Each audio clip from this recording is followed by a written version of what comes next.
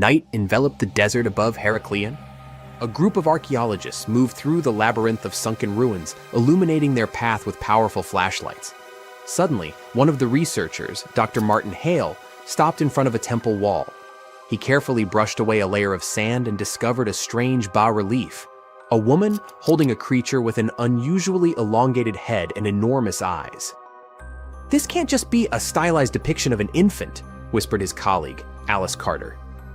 "The Paracas skulls in Peru have similar shapes. Could this be evidence of hybrids?" The question remained unanswered, but the mystery of Heracleion continued to intrigue scientists. Theories ranged from ancient cults to contacts with extraterrestrial civilizations. However, biologists established that elongated skulls could be the result of artificial cranial deformation, a practice common in ancient times. No DNA analysis has shown traces of non-human genetics. Meanwhile, in another part of the solar system, the Viking 1 probe transmitted an image to Earth of a rock formation on Mars resembling a human face. The photograph instantly became a sensation, fueling conspiracy theories. "It's just pareidolia," astronomers stated. "The human brain is wired to recognize familiar shapes in random forms." Decades later, when NASA sent more advanced spacecraft, images confirmed that the face on Mars was merely an ordinary hill, with shadows creating the illusion of facial features. However, proponents of the ancient Martian civilization theory insist that the truth is being concealed. No less mysterious are the artifacts of the Maya civilization. Their bas-reliefs depicting beings resembling astronauts, their complex astronomical calculations, and myths of gods descending from the heavens suggest possible contact with extraterrestrials. Some researchers associate Kukulkan, the feathered serpent god, with alien beings. However, historians remind us that such imagery appears in many cultures and may carry purely symbolic meaning. In Scotland, on Arthur's Seat Hill, children stumbled upon 17 miniature wooden coffins with tiny figurines inside. The origin of these remains unresolved. Were they ritual offerings, connected to the murderers Burke and Hare, who sold their victims' bodies for medical research, or simply children's toys mistakenly perceived as something mystical?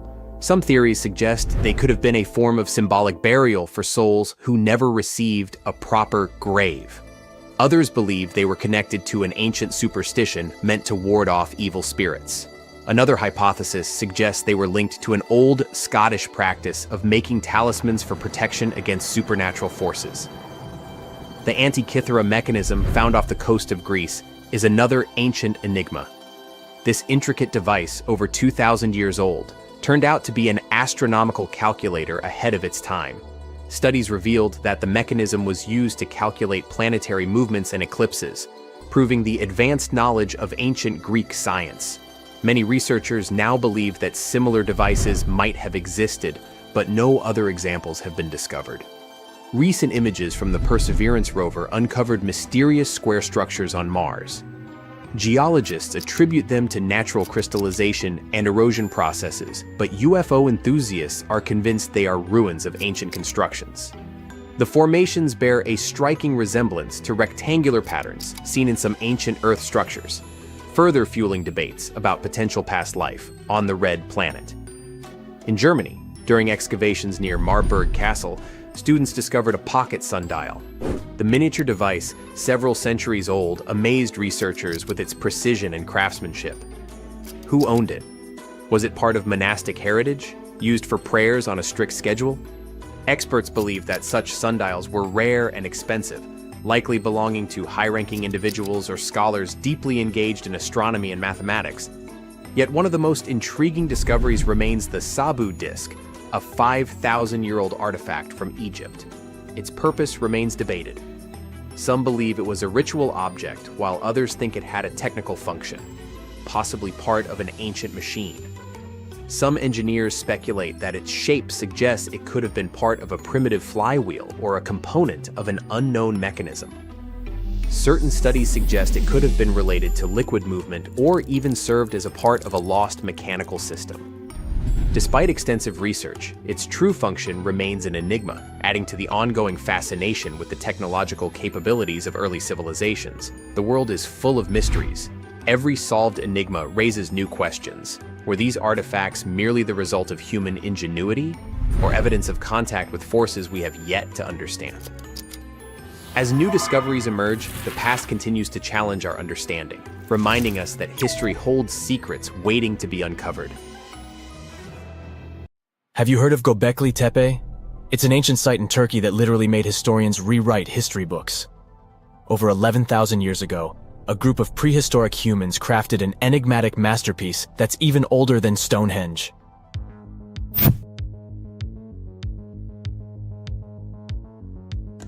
Before its discovery, archaeologists believed that people didn't know about iron and weren't good at making pottery. They were sure that settled life only emerged with the need for agriculture. But Göbekli Tepe changed this belief.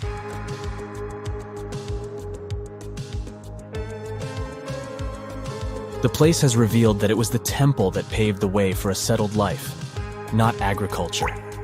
Until this discovery, researchers believed that farming was the catalyst for sedentary living.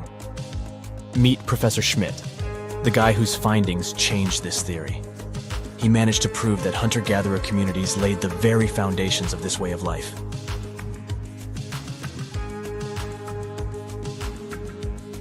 Back in the 1960s, other archaeologists visited the area, but they totally missed the mark.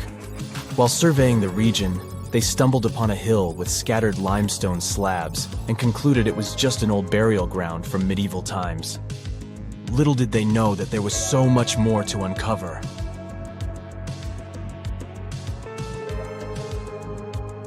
In 1994, Schmidt embarked on his own survey of prehistoric sites in the area. Surprise!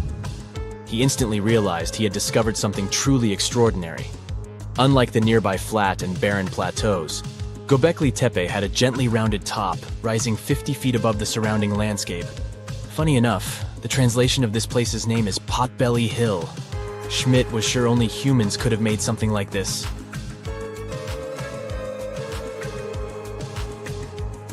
Those broken limestone pieces that were mistaken for gravestones turned out to be way more exciting. It was like stumbling upon a hidden treasure. The pieces took on a whole new meaning, and Schmidt with his team was about to dive into the secrets waiting beneath the surface. To their surprise, they found no traces of a settlement. No hearths for cooking, no houses, and none of those adorable clay figurines commonly found in nearby sites of similar age. However, they uncovered that those ancient people used tools like stone hammers. So, Schmidt and his team put their heads together and took a wild guess at the age of Göbekli Tepe's stone structures. Their estimation got backed up by some limited carbon dating done right at the site. The ancient vibes of this place were finally starting to make sense. It was like a puzzle slowly coming together.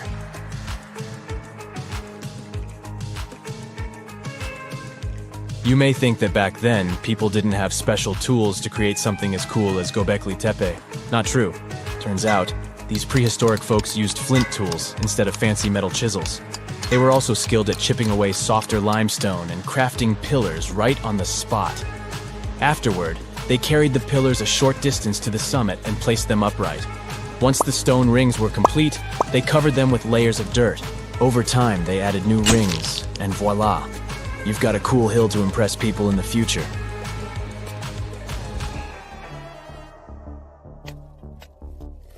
During their first year of excavation, the team went through 15,000 pieces of animal bones from wild creatures. These people didn't have pet animals or grow their own food. They hunted wild animals for their meals. But things were about to change, because the place had everything they needed to start farming. Scientists say they had wild sheep and wild grains that could be domesticated. And guess what? Just 20 miles away, geneticists found evidence of the world's oldest domesticated strains of wheat at a prehistoric village.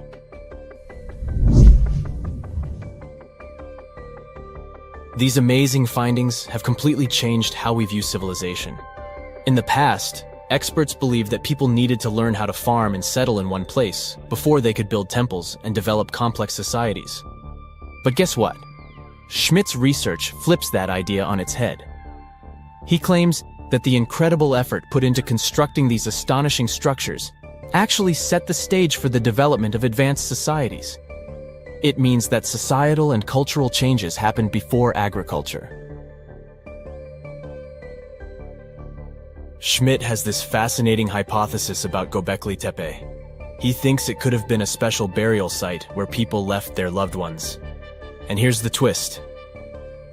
The burial site was adorned with fancy statues and symbols representing deities from the spiritual realm. The idea that Göbekli Tepe could have served as a sacred place adds another layer of complexity to the whole story.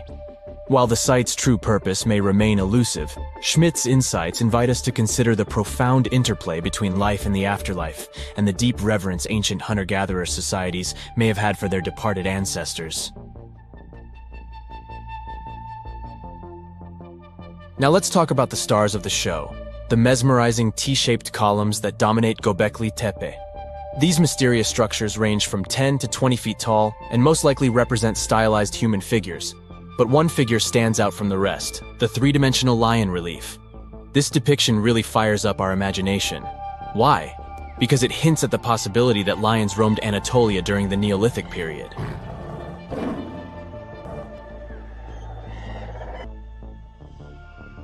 These standing stones are arranged in circles and placed in rectangular pits.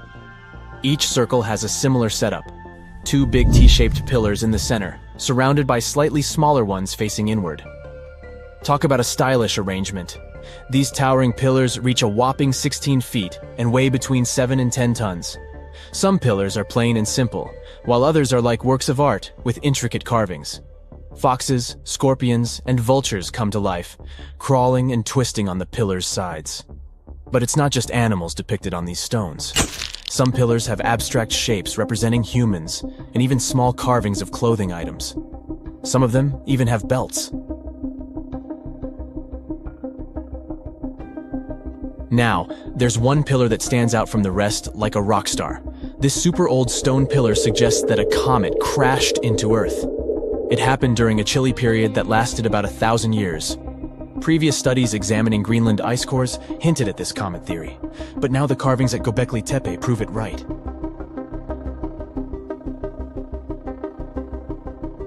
The carvings on the pillars are like a historical comic strip. They even show a headless human figure. Researchers fed the images into a computer and discovered their connections to constellations, indicating that this temple might have been an ancient observatory. It's like our ancestors were trying to document this cataclysmic event in their own unique way. Archaeologists have been excavating and researching Göbekli Tepe since the mid-1990s, peeling back layers of history and providing us with a deeper understanding of the intricate relationship between various elements. They have no plans to stop the whole process for another 150 years. Who knows what else they'll find? You see, Göbekli Tepe has been labeled purely as a ritual site with no signs of domestic activities. We were led to believe that the absence of water meant it couldn't support semi-sedentary communities. But scientists believe it's time to shake things up and approach Göbekli Tepe with fresh eyes. It's time to question what we believed before and use new evidence and different ways of thinking. Like, there might have been a group of people living in the area who didn't stay in one place all the time. They moved around a bit but still had their own civilization, living in the area semi-sedentarily. Göbekli Tepe is not just home to a single temple, but an astounding collection of over 20 ancient structures. As archaeologists delve into the depths of this wonder, they are unraveling its unique layout, featuring two prominent focal points at the heart of each establishment, complemented by smaller structures and dividing walls. What's even crazier is that in this area, there are over 200 obelisks, which are narrow tapering monuments. We fly away from Earth to look at it from a distance. It glows like a holiday tree. Big cities look like yellow spots at night, and during the day, we see strange structures, like a palm tree-shaped island in the UAE, or a dark band that runs all the way through China, the Great Wall. These are traces of human existence. Now let's point our telescope at other planets. Mars, it's just an empty, endless desert. Venus, only rocks and volcanoes. Even if we look into distant space, all the planets out there are deserted and lifeless. Not a single trace of an extraterrestrial civilization. Many people are convinced that life on Earth isn't unique at all. Here's our galaxy. There are billions of sun-like stars. And here is the entire observable universe with billions of such galaxies. there's an almost infinite number of stars, and near each of them, there may be habitable worlds. But we may not have found life on other planets because it hides from us under the surface. For example, there's Europa, a satellite of Jupiter, slightly smaller than our moon. Its structure resembles a soft-boiled egg. Its surface is a hard crust of ice, but if you take a big enough drill, you can get to the liquid yolk, an ocean of water. Jupiter and its satellites are very far from the sun, so it's quite cold there, about 270 degrees below zero. So liquid water instantly turns to ice. But Jupiter has a strong gravitational force that causes a lot of friction inside Europa, and its core heats up. The heat melts the ice, and we have a watery ocean under the surface. Water is the foundation of all life, so there could be simple bacteria in that ocean. And who knows, maybe there are other life forms out there. For example, weirdly shaped fish. Because of the weak gravity, their bodies are built differently, or something like whales feeding on plankton. In 2009, scientists found a planet that is completely covered by an ocean, GJ 1214. It's about 40 light-years from Earth, and about 75% of its mass is water. Still, the temperatures on this planet are so high that water evaporates and takes the form of super liquid water. There's so much steam that it feels as thick as water itself. No life could exist in such conditions. But scientists have recently found at least 24 planets better than Earth and called them superhabitable. These planets orbit distant stars in their habitable zone. It's the sweet spot at a perfect distance from the star. In our solar system, Venus, Earth, and Mars are in this zone. A superhabitable planet must be 10% larger than Earth and have stronger gravity. That way, it can have a denser atmosphere. A temperature 8 degrees higher than on Earth would make the planet more humid. This would encourage a variety of living organisms there. These planets may be great for life, but it's hard to tell if there is life there already. The main marker that would confirm the existence of an advanced civilization there might be radio waves. Imagine a habitable planet similar to Earth. In the process of evolution, intelligent beings appeared there, like humans. They're much taller because of low gravity, and their eyes are adapted to the light from another star, much brighter than the sun. Sooner or later, this civilization will have to use radio waves to communicate with each other. We can think of these waves as loud sound from speakers. Here's Earth. We're now actively using radio waves, and the noise coming from our planet is pretty serious. If a neighboring planet had radio telescopes, big dishes that catch these waves, they would realize that life is blooming here. There are many radio telescopes on Earth that are pointed into distant space, waiting for a signal from aliens. But we haven't received anything yet. Still, that doesn't mean there isn't a planet somewhere in the universe that emits radio waves. It's all about distance. We're jumping 200 light-years to another star. Suppose there's a planet X where life exists. The civilization here is advanced enough to use radio waves, so they release the first wave into space. Our radio telescopes won't be able to pick it up until 200 years later. This also works the other way around. Radio communication on Earth has only existed since 1895. Our radio signal won't reach Planet X until 2095, and only then the aliens will hear our voice. But this radio noise doesn't stay for long. Every year, our technology improves, and our radio noise decreases. We're beginning to use mobile communication, cable TV, and fiber optics. This all reduces the volume of our planet in the radio spectrum, and soon it will simply become invisible to other planets. The same thing is happening on the other side. So, the radio waves coming from civilizations are a brief blip on the cosmic scale, and we can't accept radio silence as proof that extraterrestrial life doesn't exist. A giant telescope, which could take a direct photo of a possibly inhabited planet, would change the situation. We zoom in on the photo, and there it is! We see alien cities with tall buildings and lots of antennas. But now, we can't look that far away. We can take pictures of Mars and its satellites, and even their quality misleads us. For example, Cydonia. It looks just like a human face on Mars. We thought there used to be an ancient civilization there that made some sort of sculpture or memorial. More extravagant theories said it was the remains of a giant human, and there's a whole body of it under the sands of Mars. But in fact, it was just a hill. Strong winds blew out some hollows there, and when there was a shadow in those hollows, we took them for human eyes and a mouth. Or a monolith on Mars' satellite Phobos. We found a smooth rock there that was almost as tall as the pyramid of Cheops. The news has spawned many theories about the civilization that built it, but it turned out to be no more than a rock. The infinite number of stars and worlds around them almost guarantees the existence of other civilizations, so why wouldn't they come to Earth, right? We think that life throughout the universe develops in similar scenarios. The emergence of simple life forms, followed by evolution and growth of a technologically advanced civilization. But, just like on Earth, cataclysms happen there too, causing mass extinctions. Meteorites, for example.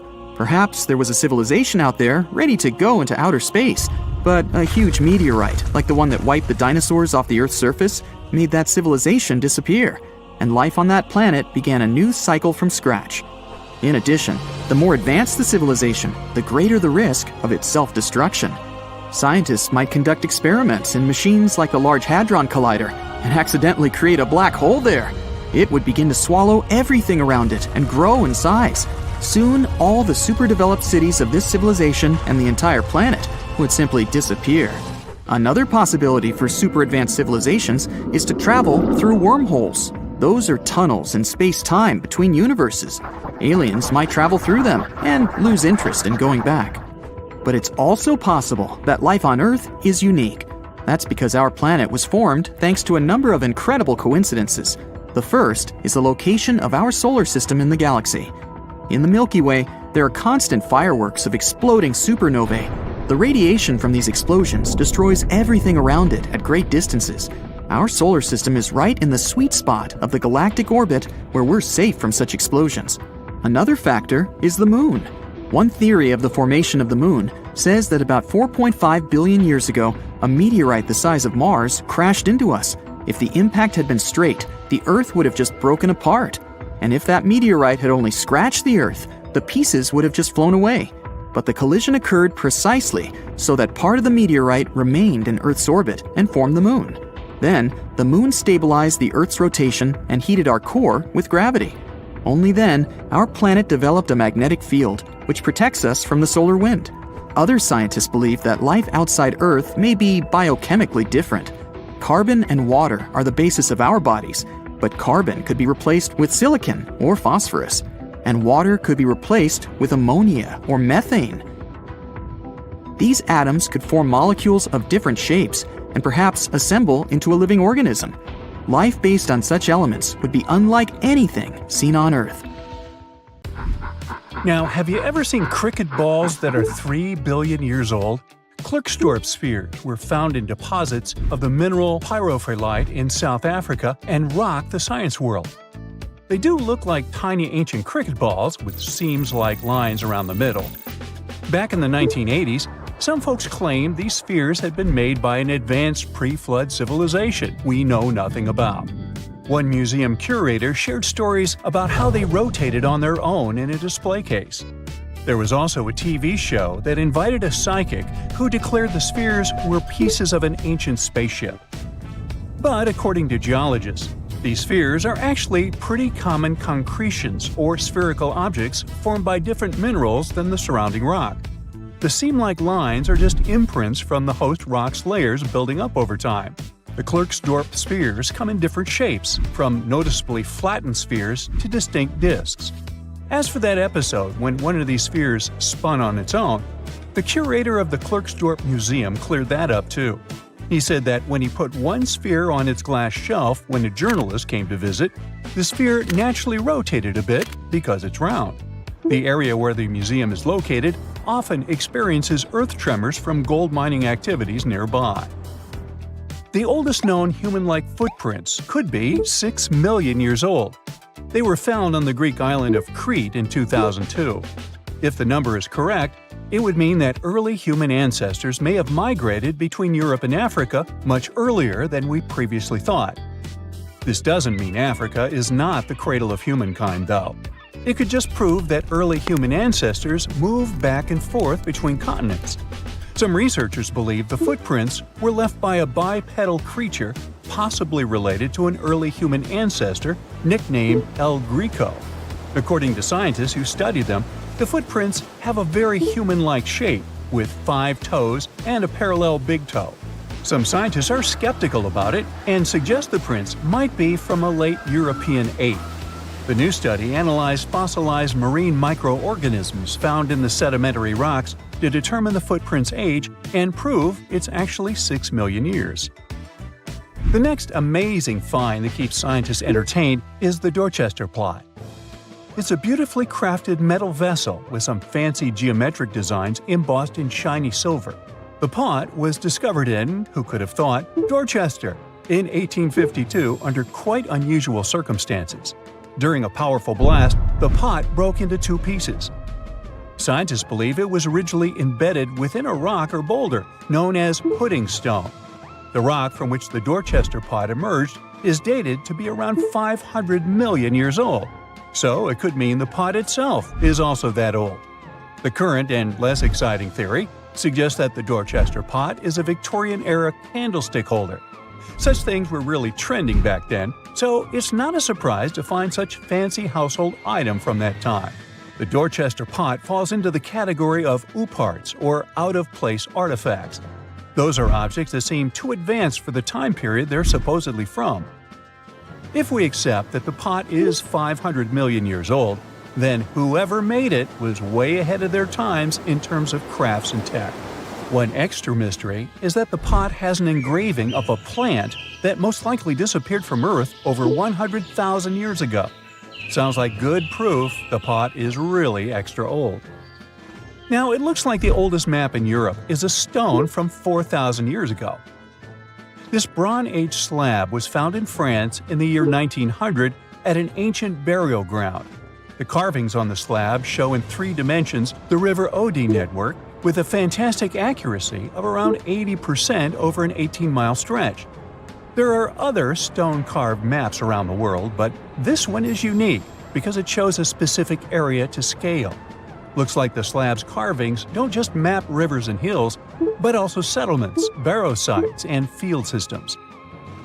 Archaeologists say the slab wasn't used for navigation, but rather to symbolize power. The detailed markings on the slab might have served to illustrate the domain of a local ruler, possibly a prince or king, to show their control over the territory. When the ruler lost power, the slab was likely repurposed as part of a burial vault. The unique artifact was stored in the cellar of a museum. For decades, no one even noticed until several scholars read older reports about the slab and decided to check it out. They conducted a detailed analysis using 3D techniques. Their research proved that the creators of the slab had not only etched lines into the rock, but also modified its surface to reflect the topography of the landscape with high accuracy. The Salzburg cube, also known as the Wolf's Egg iron, was discovered in the late 19th century in Austria.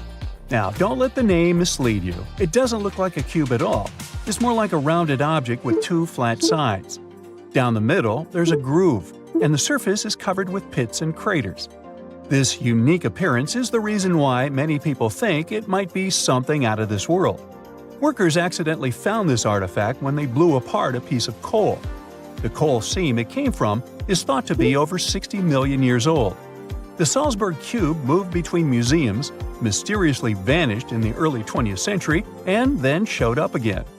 A professor from Bonn University suggested it might be from a meteor, but they found no evidence of elements that you'd normally see in meteorites, like cobalt or nickel. Then researchers thought it must be a human-made object, possibly a Victorian-era candlestick holder. No one knows the true story of the cube or its current location. Yep, it disappeared again. Have you heard about the Meister print? It's a fossilized sandal print discovered in 1968, and it has sparked a lot of intrigue. There's a trilobite inside the print, which supposedly went extinct around 500 million years before humans even existed. But many historians think this age is an exaggeration. When Meister found the fossil, it was authenticated. But the scientist who did it didn't confirm it was a human sandal print. He only agreed there was a trilobite there.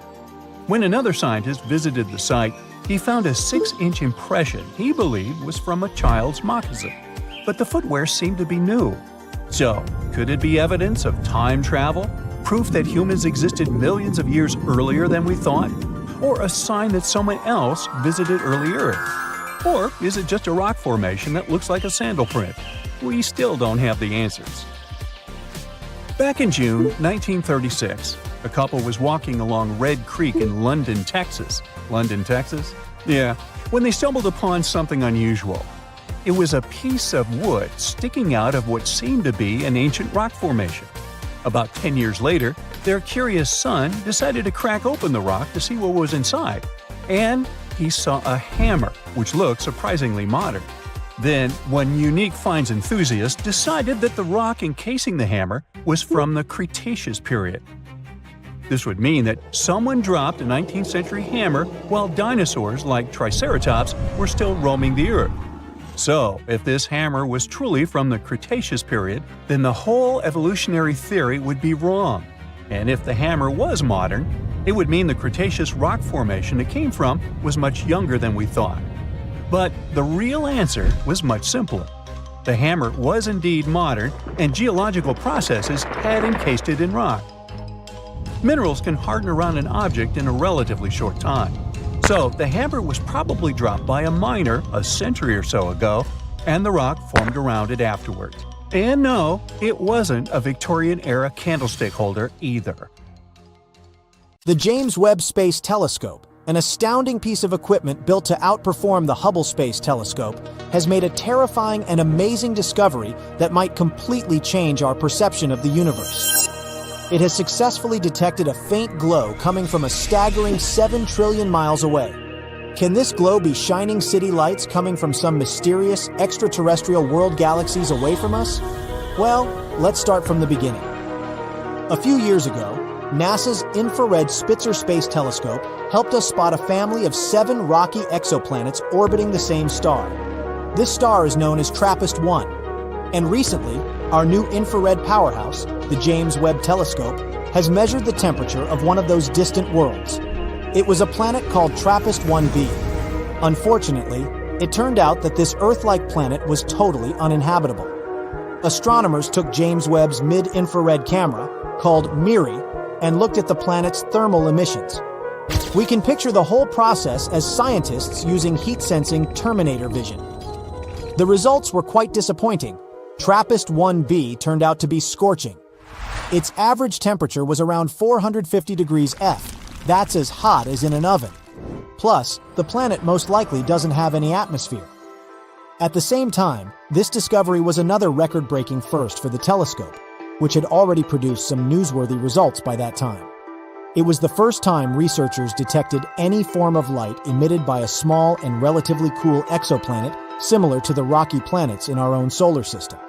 No previous telescope had enough sensitivity to measure such dim, mid-infrared light. When 7 TRAPPIST-1 exoplanets were first discovered, the astronomical community was ecstatic. That's because all those faraway worlds were about the size of our home planet and located in their star's habitable zone. It's the region that is just the right distance away from a star for liquid water to exist on a planet's surface. Thus, the planetary system became the best place to look for rocky planets with an atmosphere. But don't get too excited yet. These planets aren't likely to become new worlds for humans to explore, mostly because the TRAPPIST-1 planets are totally out of our reach at the moment. They're just too far away, at a whopping 235 trillion miles away. Their star is also much smaller and redder than our Sun. It's classified as an M-dwarf star. In our home Milky Way galaxy, there are twice as many of such stars as there are stars like the Sun, and they're also twice as likely to have rocky planets orbiting them. It's probably not surprising that astronomers are very interested in such stars. They're the main targets for seeking potentially habitable planets, and it's also way easier and more convenient to observe rocky planets around such smaller stars. But there's a catch. M-dwarfs are more active than our Sun. They frequently flare and spew high-energy rays which are likely to be extremely damaging to planets' atmospheres and any forms of extraterrestrial life. When researchers examined TRAPPIST-1b before, their observations weren't sensitive enough to determine whether this world had an atmosphere, or if it was just a barren rock. But now, we know. The planet is tidally locked to its star, which means that one of its sides always faces the star, while the other is stuck in perpetual darkness. The latest simulations suggest that if this planet had an atmosphere, its temperatures would be much lower since the air would redistribute the heat around both sides of the planet. Unfortunately, the James Webb Telescope recorded much hotter temperatures than needed for such a favorable scenario. It indicates the absence of an atmosphere and knocks the planet off our list of possibly habitable worlds. But the main excitement here isn't actually the features of TRAPPIST-1b. The main takeaway is that James Webb is capable of making such kinds of measurements. It'll help us explore the atmospheres and temperatures of many other distant worlds.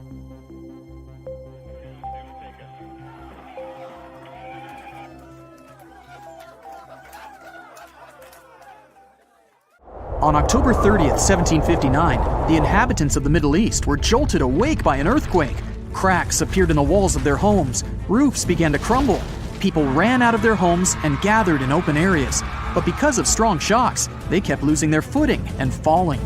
A month later, there was another earthquake, but it turned out to be even stronger. Trees broke, houses collapsed, deep cracks appeared in the ground. The disaster lasted for 2 minutes. Oases, roads, and cities were destroyed. Incredibly, Baalbek's ancient buildings withstood earthquakes. Some historians state that this majestic and mysterious place was built during the Roman Empire, but many researchers disagree. Whatever the truth is, the city is one of the main archaeological phenomena of humankind. The most amazing building of Baalbek is the Temple of Jupiter. The inhabitants of the Roman Empire believed that Jupiter held power over lightning and thunder. The building looked like a platform with 54 columns. A massive roof rested on these columns. Today, you can only see 6 70-foot-high columns.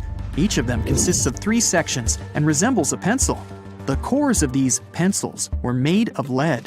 This made the columns exceptionally strong. Each of these pieces of stone weighed an incredible 80 tons. That's the weight of 35 Ford Explorer SUVs. Look, this is the largest block in the Great Pyramid of Giza.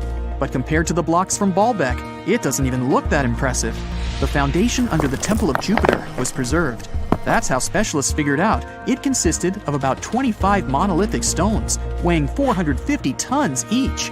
It means that the blocks from Baalbek weigh almost 4 times more than the blocks from Egypt.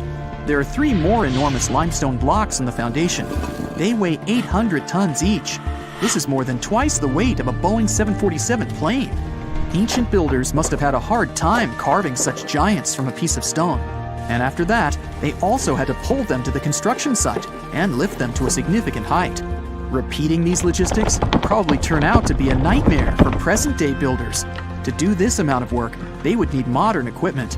But Baalbek's constructors didn't have trucks, cranes with circular saws, or electricity. How did the builders of the past manage to do this?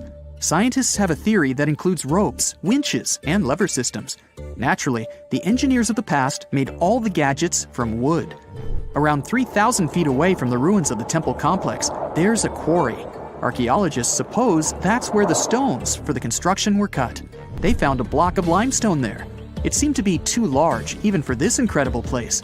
The monolith got called the Stone of the South. It was 65 feet long and 13 feet wide. The ancient builders didn't have time to completely separate it from its mother rock. A group of scientists from Austria estimated that this piece of limestone weighed more than 1,000 tons. That's like 3 Boeing aircraft or 160 African elephants. There was another surprise awaiting the archaeologists near the Stone of the South. It was the second monolith that weighed more than 1,200 tons. But the ancient builders didn't stop at that. They continued to work. In 2014, in the same quarry, German archaeologists unearthed a block that weighed 1,650 tons. No one has figured out yet why people of the past needed a piece of stone that weighed as much as 125 school buses.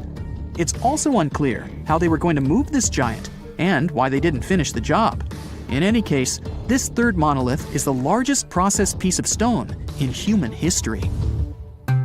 There are more questions than answers. Some researchers believe that people of the past had high-tech equipment. Others don't think so, but are eager to understand how the builders managed to move those stones. There's a huge number of ancient buildings and artifacts on the planet. Lots of them make researchers scratch their heads. Near the Pyramid of Djoser in Egypt, archaeologists have found a network of tunnels. This place is called Serapeum. It contains 24 sarcophagi, weighing from 70 to 100 tons. The giant boxes are carved from a single piece of granite and covered with heavy lids. The sarcophagi are perfectly symmetrical. To the touch, their walls are as smooth as glass. Even with the current level of technology, this is very difficult to do. But the ancient Egyptians managed this feat. The Lycurgus cup is a priceless artifact and example of ancient nanotechnology. It's made of glass that can change its color. If you put a source of light in front of the cup, it turns green. If the light is behind the goblet, it becomes deep red. In this case, the figure of Greek king Lycurgus turns pale purple. Scientists understood how this color change worked only at the end of the 20th century. Through microscopes, they saw nanoparticles of silver, gold, and copper. They had been added to the glass matrix. Thanks to this, you can observe a color change called dichroism. Interestingly, the gold and silver were grounded into a fine dust. It's almost impossible to do this by accident. Most likely, the ancient experts knew for sure what they were doing. Bolivia has a curious place called Puma Punku. It looks as if an ancient giant played there with an enormous construction set. And after the game, they forgot to put the pieces back into the box. But there are no giants, and the huge stone blocks were carved by ancient builders over 1,500 years ago. Some of the rocks weigh 100 tons. The blocks were brought to an altitude of almost 13,000 feet above sea level from the quarry 60 miles away from the construction site. There's no forest in that area. This means the builders couldn't use trees to make wooden rollers. The monument belongs to the Inca civilization. Scientists are sure they didn't know anything about wheels. In 1992, the inhabitants of a Chinese village decided to drain a pond. Their ancestors had been using it to wash clothes and catch fish for hundreds of years. They kept pumping the water out for 17 days. At the bottom of the reservoir, they made an unexpected discovery. The villagers saw an entrance to a cave going down to a depth of 100 feet. The incredible find was named the Longyu Caves. Unknown builders carved out 320,000 square feet of galleries. There are separate rooms, bridges, pools, and columns that support the ceiling. The walls of the cave are covered with strange carved lines and patterns. Scientists haven't found any information about who built the caves and why they did it. The construction technology also remains a mystery. Antonio Stradivari lived in Italy in the 18th century. He created musical instruments. More than 600 of his works have survived to this day. 500 of them are violins. One of the instruments was sold at auction for $16 million. The violins made by this master sound clear and deep. Researchers can't understand why Stradivarius instruments produce such unique sounds. Perhaps it's all about the varnish the master used to cover the violins. The answer may also lie in the wood the instruments are made of. In those days, Europe had a cold climate. Because of this, the wood became denser, and the instruments made of it sounded especially pleasing to the ear. In the Indian city of Delhi, there's a 23-foot-high pole. It weighs 6.5 tons and is made of 98% wrought iron. The 1,600-year-old pillar has no signs of rust or decay. Scientists believe that the monument is so well preserved thanks to the dry weather and the chemical composition of the metal. It might be resistant to corrosion. And still, researchers don't know how the blacksmiths managed to make an iron pillar that's not afraid of rust. It seems like a tough feat, even for modern metallurgists. The Al-Nasla rock is divided into two parts by a perfectly straight slit. Each boulder stands on a small pedestal. Some people believe this is the evidence of ancient laser technology. But geologists think the split happened due to the ground shifting or natural vibrations that occurred under the rock. This process led to the appearance of the crack. It had been deepening for thousands of years, and gradually, the natural monument took the form you can see today. Chances are, we're going to find life beyond Earth by 2035, and there's no need to travel to a galaxy far, far away. Our Milky Way galaxy is full of totally suitable environments. Don't get too hyped up though. We're talking about microbes or chemical markers, not Hollywood-like green humanoids. Even so, when we finally find traces of life, it will change how we see our place in the universe. NASA's Kepler Space Telescope discovered something incredible. Almost every star has planets, and many of these planets might be habitable. Rocky planets like Earth and Mars are even more common in our galaxy than gas giants like Saturn and Jupiter. Also, we already know that our galaxy is very rich in water. There's water in interstellar clouds where stars and planets form, in the debris disks around other stars, in comets, just everywhere. What's really hard though is finding life itself. Ideally, to finally find it, we need to land on every single planet out there and literally check under each rock. But thanks to the newest research, we can at least narrow down the search to potentially habitable worlds. The James Webb Space Telescope, a super powerful telescope that was launched into space in 2021, is onto this. It checks the atmospheres of nearby super-Earths, rocky planets that are a bit bigger than Earth. It searches for life-related gases, chemicals that can only be produced by living things. And they already found some clues. For example, they detected signs of such a chemical on a planet called K2-18b. This planet is 120 light-years away, which is pretty close on a space scale. This planet is in the Goldilocks zone, which means a zone around the star where the temperatures are just right for liquid water to exist. It orbits a red dwarf star, the smallest type of star there is. Such stars are a bit fainter than our Sun. It will take about a year to check if these hints of life are real. If so, it would mean that life is much more common than we previously thought. But even if it's not, there are 10 more Goldilocks planets on their list to study. The James Webb Space Telescope is a very cool tool, but it has limits. It can't detect small Earth-like planets due to their size. To fix this, NASA plans to launch another tool, the Wide Field Infrared Survey Telescope. This one will be even better at spotting such planets and life-related chemicals. And also, we have the SETI project. SETI stands for Search for Extraterrestrial Intelligence. This project has been on a hunt for extraterrestrial creatures since the 1980s. They also believe that we'll find signs of life within the next 10 years. Not so long ago, they started a super big and cool project. It's called COSMIC, and it uses an array of radio telescopes in New Mexico. You might have seen those in the movie Contact. COSMIC allows scientists to listen to hundreds of thousands and potentially millions of star systems at the same time. If there are any interesting signals, scientists can check them right away, instead of waiting for weeks or even months. The signals themselves are often very sudden and short, but COSMIC can detect even the shortest ones that last nanoseconds. COSMIC can also help with other research, like studying mysterious and unexplained fast radio bursts, or even dark matter. This is the biggest and most powerful tool for searching for extraterrestrial life we've ever created. But it's not enough to just listen. Why don't we reach out ourselves? NASA has sent some signals into deep space.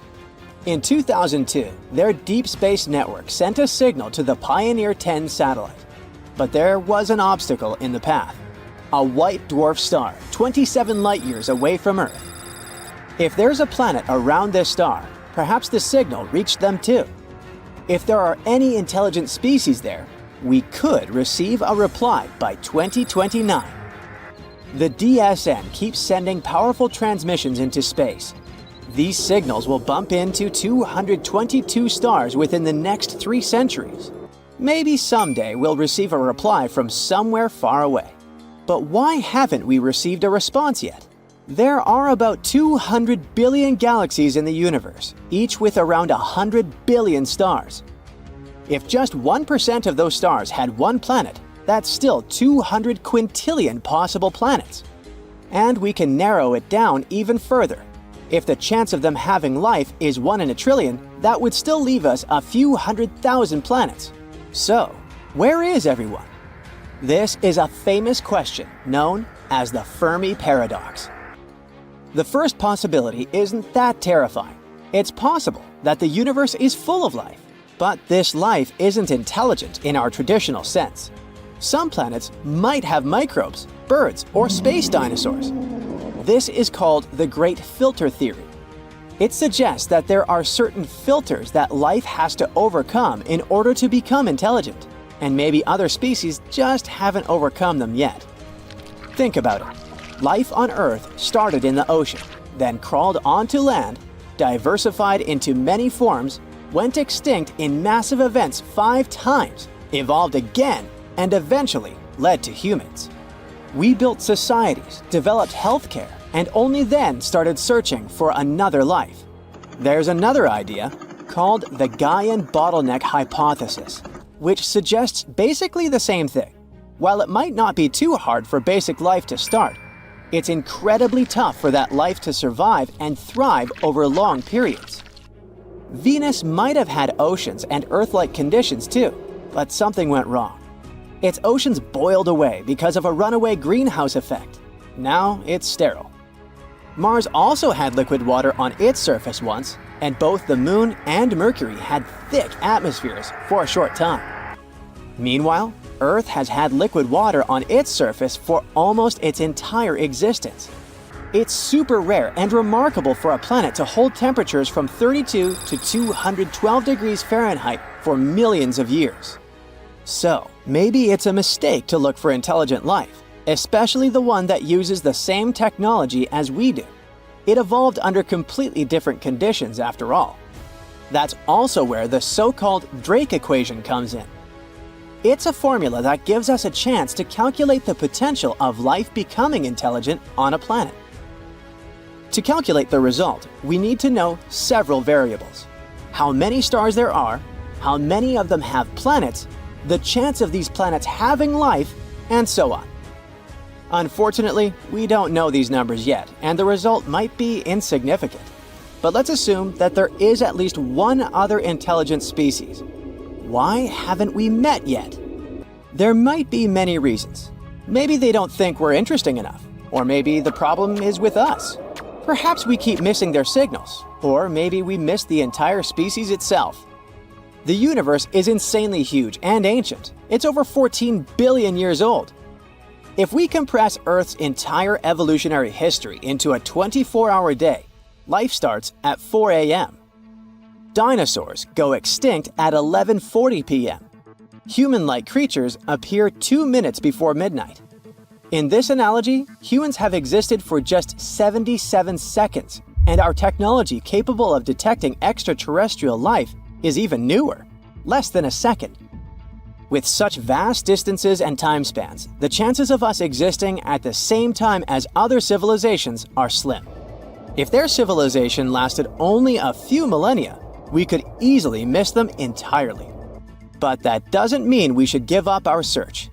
Scientists were worried that Earth's radio signals had dimmed over time. But a recent study showed that it's actually the opposite. The numbers of our satellites keeps growing, and this makes our planet more detectable.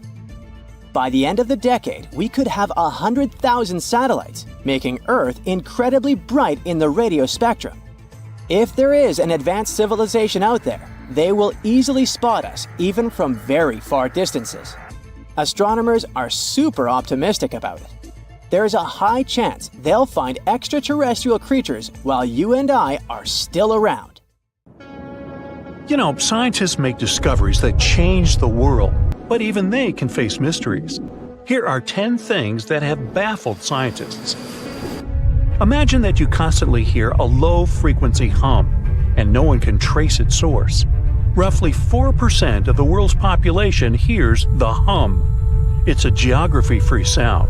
I mean, people all around the world hear it, so the name varies from Tao's hum to Auckland hum, depending on the region where it gets generated. The sound is just on the threshold of human hearing. People hear it less when they're outside, and it gets louder indoors, especially at night. What's even scarier is that you cannot unhear it once you've heard it. Some folks say it started in London around the time of Charles Dickens, who wrote A Christmas Carol, and the low-frequency sound actually comes from the humbug. Or not. Actually, the earliest cases were recorded in Bristol, UK, dating back to the mid-1970s. Scientists have various theories about where the hum comes from and why only some people can hear it, yet they don't have a clear answer. It could occur when ocean waves move along the ocean floor. They shake the Earth when they collide with continental shelves. Or this might be happening because of volcanic eruptions and earthquakes. Oh, and how about ultra-low frequency radio signals used to communicate with submarines or even 5G? Upsweep is another type of unidentified sound. It was discovered in 1991 in the Pacific Ocean. The sound is high enough to be recorded throughout the ocean. Scientists theorize that the sound could be related to underwater volcanic activity. Interestingly, the volume of the sound has been diminishing compared to its volume when it was first discovered, yet it still can be detected. Plus, it's seasonal. It reaches its highest volume in spring and fall. Is it related to seasonal changes? No one really knows for sure. The next mysterious thing is a cone-shaped monument found in the Sea of Galilee in Israel. This monument was discovered accidentally by sonar scanning in 2003, but the findings were published only in 2013. The monument weighs 60,000 tons. It was once submerged by rising waters. Archaeologists say the monument is enigmatic because they can't figure out where it's from. They don't know what it's connected to or its function. So this big and unusual thing remains a mystery. Now let's move to Göbekli Tepe, Turkey. This place offers you one of the most archaeologically significant sites in the world. Why is it important? Well, it has massive carved stones about 11,000 years old. To put it in perspective, they're 6,000 years older than Stonehenge. Ancient people placed these stones before they began farming or crafting metal tools or pottery. So the existence of this place goes against the chronology of civilization we're familiar with, where people farmed first and built second. Apparently, it wasn't like that. In any case, a good question is, what was the purpose of this site? Was it built to worship some spirits? Yep, archaeologists believe it might be the world's oldest temple. Okay, say this with me. Paleodictyon notusum. Yeah, I know it sounds like a chemical formula. This is a living fossil found deep down on the ocean floor. A creature makes these hexagonal burrows, that for sure. Yet scientists can't identify the artist. Now, what do I mean by living fossil? Well, Paleodictyon notusum is a creature believed to produce a burrow nearly identical to Paleodictyon fossils. Is it a worm-like animal that made them? Scientists don't know. One thing is clear, this isn't some random stuff created by geological forces. Now, speaking of fossils, take a look at this giant one. Its informal name is Godzilius. It was discovered in 2011 by an amateur paleontologist. This is a scientist who studies the history of life on Earth by analyzing fossil records. Anyway, back to Godzilius. It's almost 7 feet in length and 9 feet tall if you were to measure it upright. This fossil is 450 million years old, coming from the time when Cincinnati was underwater. It might be a fossilized algae mat, but some scientists have different opinions. This is a massive tunnel found in South America. The tunnel is at least 8,000 to 10,000 years old. At first, researchers discovered a couple of colossal burrows. They were enormous and neatly constructed. Geologists were amazed, saying they had never seen such structures before. There's no known geologic process to explain their formation. I mean, researchers have known about the burrows since the 1930s, but back then they believed that these tunnels were just some sort of archaeological construction, until they discovered huge claw marks on the walls and ceiling. They reasoned that some extinct species could be the ones to have left these marks. Many geologists strongly believe they found the burrows of giant ground sloths and armadillos. The structure is the largest known burrow from the Paleolithic age in the Amazon. Yet experts have many questions. How come such a deliberate-looking structure could form naturally? A researcher then discovered another strange cave. This one was hundreds of miles away from the massive tunnel. Fast forward, there are now more than 1,500 burrows from the Paleolithic age found in Brazil. What's even more interesting is that some of these caves are connected to tunnels that sometimes lead to chambers. I'll continue with a natural phenomenon. What if I told you that every year, especially in October, fireballs appear on the Mekong River in Thailand? According to legends, Naga fireballs are a call for Buddha to return to Earth. and river serpents are the ones making these calls. Well, that's a myth. But what does science say about it? Is it related to a flammable gas? There are no clear answers yet. These fireballs appear to rise from the water. They can go as high as almost 990 feet.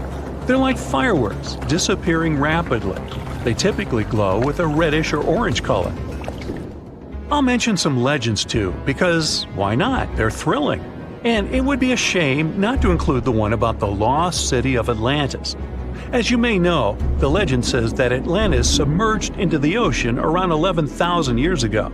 Since then, not just scientists, but also treasure hunters and philosophers have been searching for the lost world.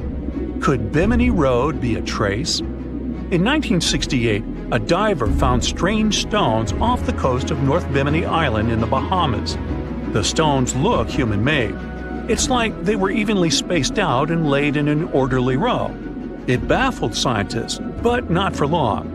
Carbon dating analysis of the blocks revealed that geological forces created the road naturally. There weren't any tool marks or signs indicating that the blocks had been stacked or something. The research is continuing, but yeah, scientists generally believe that the rocks were created by erosion. Well, I guess the time of Atlantis hasn't come yet. Okay, picture this. You're wandering on the beach, and you see dozens of octopuses walking past. In 2017, a group of people from Wales witnessed exactly this. Why did these creatures come out of the ocean? No one knows the answer. The group reported that they had seen 20 to 30 octopi crawling on the sand. The people looked for some signs of injury, but found nothing. They said that they had carried the animals back to the ocean. Interestingly, these creatures kept crawling onto the shore when people were asleep. Experts say that it's hard to be sure of the reason that pushed the animals to the beach without conducting a physical examination. They're still speculating about the reason behind this unusual and rare occurrence. Could it be overcrowding? Furthermore, the octopi were well armed. A separate study points out that the more fishers hunt large animals that feed on octopuses, the more the octopus population grows. Maybe that's why these creatures have to go farther to find food or shelter. But without proper research, these are only theories. There's a lot we don't know about space, too. So here's a bonus fact about the yellowish source of life in the solar system.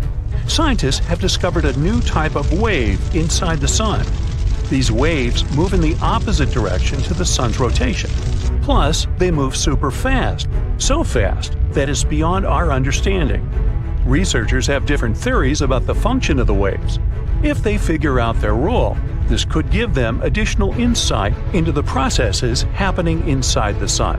And yes, the octopi were well armed. Here's an ordinary fish. And here's a fish that was supposed to become a human, but it didn't. And not because it didn't come out of the ocean. The second fish has more intelligent eyes, but there's almost no difference between them. And that's why... Oh, and do you see that silhouette in the shadow? This big ugly monster is one of the key characters in this story, and it hates the intelligent fish. But I'll tell you more about that later. So, the ocean world is an eternal struggle for survival. The big and strong eat those who are smaller and weaker. 400 million years ago, it was the same, only on an even larger scale. Real monsters inhabited the ocean. Giant reptilian fish ate long sea centipedes. Some fish were covered with bony shells. Others had razor-sharp teeth. As a result, some weaker fish escaped the ocean to survive. Other creatures left it to get food, or out of curiosity. And so, according to the theory of evolution, in the next millions of years, these fish began to grow limbs and hair and climb trees. And you know what happened next. And now, let's imagine that nothing forced fish to go to dry land. What if the ocean wasn't so dangerous, and there were a lot of algae and phytoplankton, and fewer ancient and giant sharks? There's food and there are no enemies. Why would fish need to leave this place and spend a couple 100 million years growing limbs? Fish could chill and hang out in the water. Some reached the surface, but they didn't like it there. Strong winds, lightning flashes, it all looked unfriendly. Millions of years passed, and fish were still around. More dangerous sea inhabitants appeared, but fish just grew longer fins to swim faster. Other fish grew plates on their tails to fend off enemies. But in general, most fish still look the same as they did millions of years ago. Their brains were developing. They learned how to communicate with one another using echolocation and movements of tails and fins. All day long, fish swam, looked for food, multiplied, and hung out together. It made no sense for them to evolve. And now, let's take a look at the history of humans. So, fish came to land and grew limbs. Then the struggle for survival began. Some creatures became carnivores. Others turned into herbivores. Some ate grass, and others noticed ripe fruit on trees. These crawling creatures started reaching for fruit. After millions of years of such attempts, the creatures' limbs began to grow longer. They stood on their back legs and finally became upright. These ancient animals, the ancestors of primates, learned to climb trees to get more fruit. Then some of them started using stones to crack nutshells. Others began to throw sticks into branches to knock down ancient apples. The more these animals interacted with the environment, the more their brains developed. In addition to saber-toothed tigers and other ancient monsters that tried to eat primates, there were also bad weather conditions that caused a lot of problems. Ancient apes began to hide in caves and even create shelters from branches and leaves. Then someone accidentally started a fire, and it changed the rules of the game. New neuron connections opened up in the brain, and it led to abstract thinking. People built bonfires in caves and watched flames cast shadows on the walls. Images began to form in their heads. The ancestors of people began to make drawings. And so, step by step, over millions of years, they evolved into Homo sapiens. Of course, no one knows precisely how it was, but let's assume that evolution worked this way. The struggle for survival formed the human brain. And now, let's go back to the ocean, where fish swim. They can move from side to side, up and down, and they don't need to reach any branches and fruit. Food is floating everywhere around them. Fish are cold-blooded, so they don't freeze. They don't need to hide from the rain or anything else, so they don't need to build roofs and shelters and start a fire. But still, something changes in their minds. Fish often swim to the surface to see this bright light from the sun. Through the clear water, they see the starry sky and the bright moon. And of course, these pictures form new neural connections in their brains. Fish are curious, and they think about how to explore the land. Their gill-based respiratory system doesn't allow them to be out of the water for a long time. Fish begin to contemplate this world.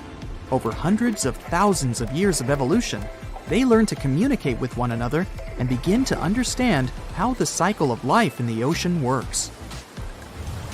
Some fish form large colonies and build houses inside coral reefs. But these houses look like big anthills, not like buildings. Fish stay there to hide from enemies and to have rest. Also, fish meet other enemies, birds. Gulls and pelicans catch lunch when fish rise close to the surface. Small fish decide never to swim there and create a law forbidding them from approaching the surface. The appearance of this unspoken statute forms society. Some fish train to fend off seagulls. Fish hold sharp stones, pieces of coral, or shells in their teeth. And when gulls catch them, these fish hit the bird's feet with corals. Also, fish manage to catch their winged enemies. When some seagull dives under the water, fish attack it from all sides. They do this to study the seagull's body and understand how it can fly and breathe on the surface. Fish become wise creatures, like highly developed dolphins. They understand more and more about the planet, but don't strive to get out of the water because there's no need for it. But then, they discover something creepy. Fish swim toward the shore and see how big bald creatures without scales with smooth skin, arms, and legs, dive into the water. Fish swim closer to get to know them, but these creatures catch them with their webbed hands. Now fish have another, more dangerous enemy, the sea people. They are intelligent, cruel, and strong. To understand these creatures, let's go back to the real world and look at seals, dolphins, whales, and walruses. All these animals are mammals, which means warm blood flows in them. But why are they so different from fish? Seals and sea lions have the same ancestor as dogs. Manatees and elephants have common origins. Whales and dolphins are marine versions of hippos and hoofed animals. Hundreds of millions of years ago, the ancestors of all these mammals were cold-blooded fish. They got out of the ocean and began to explore the land. Their bodies started to change, and their blood temperature rose. But some of these animals decided not to go far from the water. Those that left the ocean became dogs, bears, and elephants. And those who stayed close to the oceans and seas became mammals adapted to the water. They didn't explore the land for various reasons. Some animals hid in the water from land enemies. Perhaps some couldn't spend a long time under the scorching sun.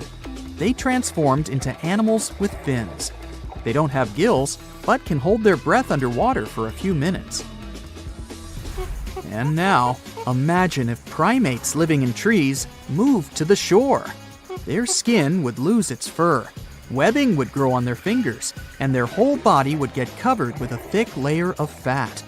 They would develop intelligence and become sea people. Each of them would weigh as much as a polar bear because of subcutaneous fat. The fact is that all marine mammals need a lot of fat to protect their body from the cold. A large amount of fat makes them mobile and fast in the water. Now, intelligent, peaceful fish have to fight with cruel sea people. But who will win in this conflict? I think we need another video to find out. Seen a good horror movie lately? If you're a fan of those, then you can appreciate a good plot. But what if I told you that Mother Nature is the best scriptwriter ever? Ancient disasters were scarier than any horror movie today. From tsunamis to volcanic eruptions, you'll be shocked by the scale of these events. One natural disaster you definitely don't want to experience is a tsunami. Those gigantic walls of water sweep across the coast and take out everything in their way. And it's nothing new for our planet. Scientists were able to piece together a timeline based on evidence that major tsunamis left. In northern Chile, a large boulder sits high above the Pacific Ocean. Behind it, a desert as far as the eye can see.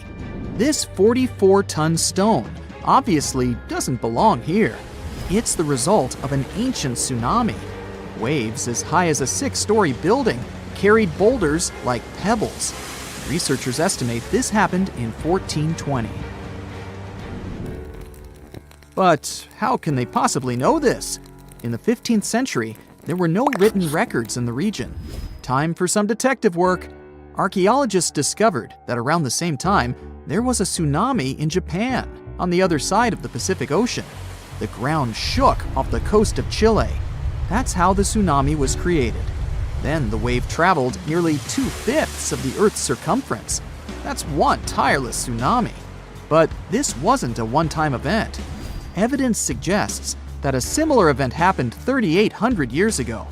Ancient people abandoned their coastal villages around this time. They were moving inland. How did they know it was time to go? There's evidence of erosion due to strong currents, telltale signs of an ancient tsunami. As you know from school textbooks, oxygen is 21% of the air we breathe. But it wasn't always a part of Earth's atmosphere. Oxygen was missing during the first half of our planet's lifespan. Carbon dioxide and methane were the name of the game back then. CO2 is what makes our drinks fizz. But isn't the other gas dangerous? Yes, because you can't smell methane. And that's the reason there was no life on Earth billions of years ago. So how did we get from methane to oxygen? In come the cyanobacteria. This group of microbes started to evolve some 2.7 billion years ago. These tiny microbes mastered photosynthesis, converting sunlight into energy. And the byproduct of this process was, you've guessed it, oxygen. Soon it started escaping from water into the atmosphere. There, it reacted with methane, and over time, O2 replaced it completely. Scientists named this process the Great Oxidation Event. But how could it be bad? After all, we're alive thanks to it. All that oxygen acted as a poison for anaerobic organisms. And no, these are not life forms that didn't do aerobics or Pilates. The term simply means that these microorganisms didn't need oxygen to grow. Too much oxygen, and they would be goners. And that's precisely what happened. Scientists spoke of an oxygen overshoot that changed Earth's atmosphere for good. The disappearance of most anaerobic organisms was an early example of an extinction event. They didn't like the atmosphere at the time and decided to step down. But look on the bright side. They made room for oxygen-loving humans to enter the picture. Let's go to Turkey. No, not the seaside resorts that tourists visit in the summer, but the region of Anatolia in the southeast of the country. Göbekli Tepe is the world's oldest known temple site. It dates back to the Neolithic period. Scientists found a stone pillar here that tells a tale of an ancient disaster. They presume that the pillar is commemorative. Today, humans still build similar structures to mark an important event or a person. Just one example is the Washington Memorial. It was built in honor of the first American president, George Washington. But the pillar in Turkey doesn't commemorate a happy event. Scientists believe it shows a devastating occurrence, a comet crashing into the Earth. The event must have been destructive. There are also other signs on the monument. These symbols align with the setup of the night sky stars for the year 10,950 BCE. The date astounded the researchers. It matched their earlier research of an ice core sample in Greenland. This showed that a comet fragment hit our planet around the same time. The archaeological site could have easily been an ancient observatory. And whoever worked at it observed a cataclysmic event. The impact must have been so powerful that it changed the Earth's rotational axis. That's the imaginary pole going through our planet from top to bottom. That ancient comet must have packed a punch to knock the blue planet off balance. Have you heard of the city of Tal El Hammam in the valley of the Jordan River? The reason why your answer is probably no is that the city doesn't exist today. It completely disappeared around the year 1650 BCE. It was one of the three major cities in this part of the Middle East. Together, these three cities had a population bigger than Palm Springs today. At the time, Tal El Hammam was a metropolis. It even had high-rises, 5-story buildings constructed using mud bricks. But archaeologists found strange markings on them. The bricks melted as they were exposed to high temperatures. Yes, sound the fire alarm.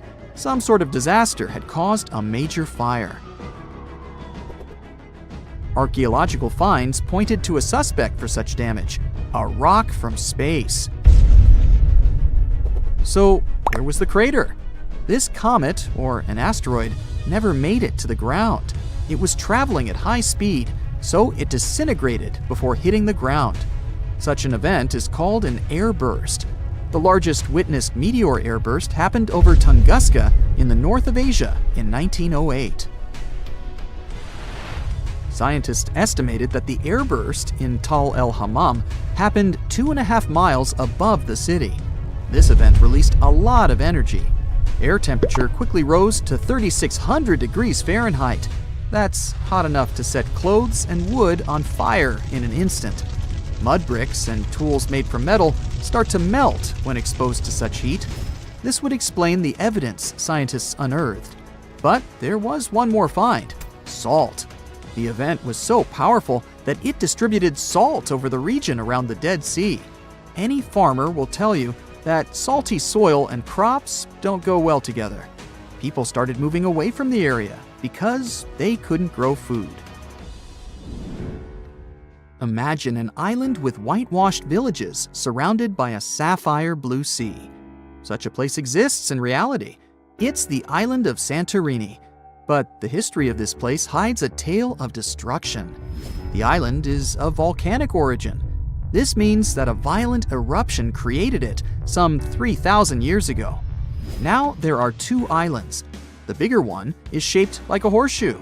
When you look at them from above, the two islands look like they form a circle. That's because they were once a single island. It had a large mountain and was round in shape. But then it all changed almost overnight. One of the largest volcanic eruptions in human history tore Santorini apart. The earth trembled, tsunamis formed, and clouds of ash filled the sky. A daunting image. People felt the eruption hundreds of miles away. When it was all over, seawater rushed into the caldera of the former volcano. That's why the water in the lagoon has such a beautiful color. Scientists know so much about Santorini's past because of an unlikely assistant, a tree. The juniper tree, to be exact. People use its aromatic wood for everything from furniture to making pencils. On the Greek island, its rings revealed the tale of the ancient eruption.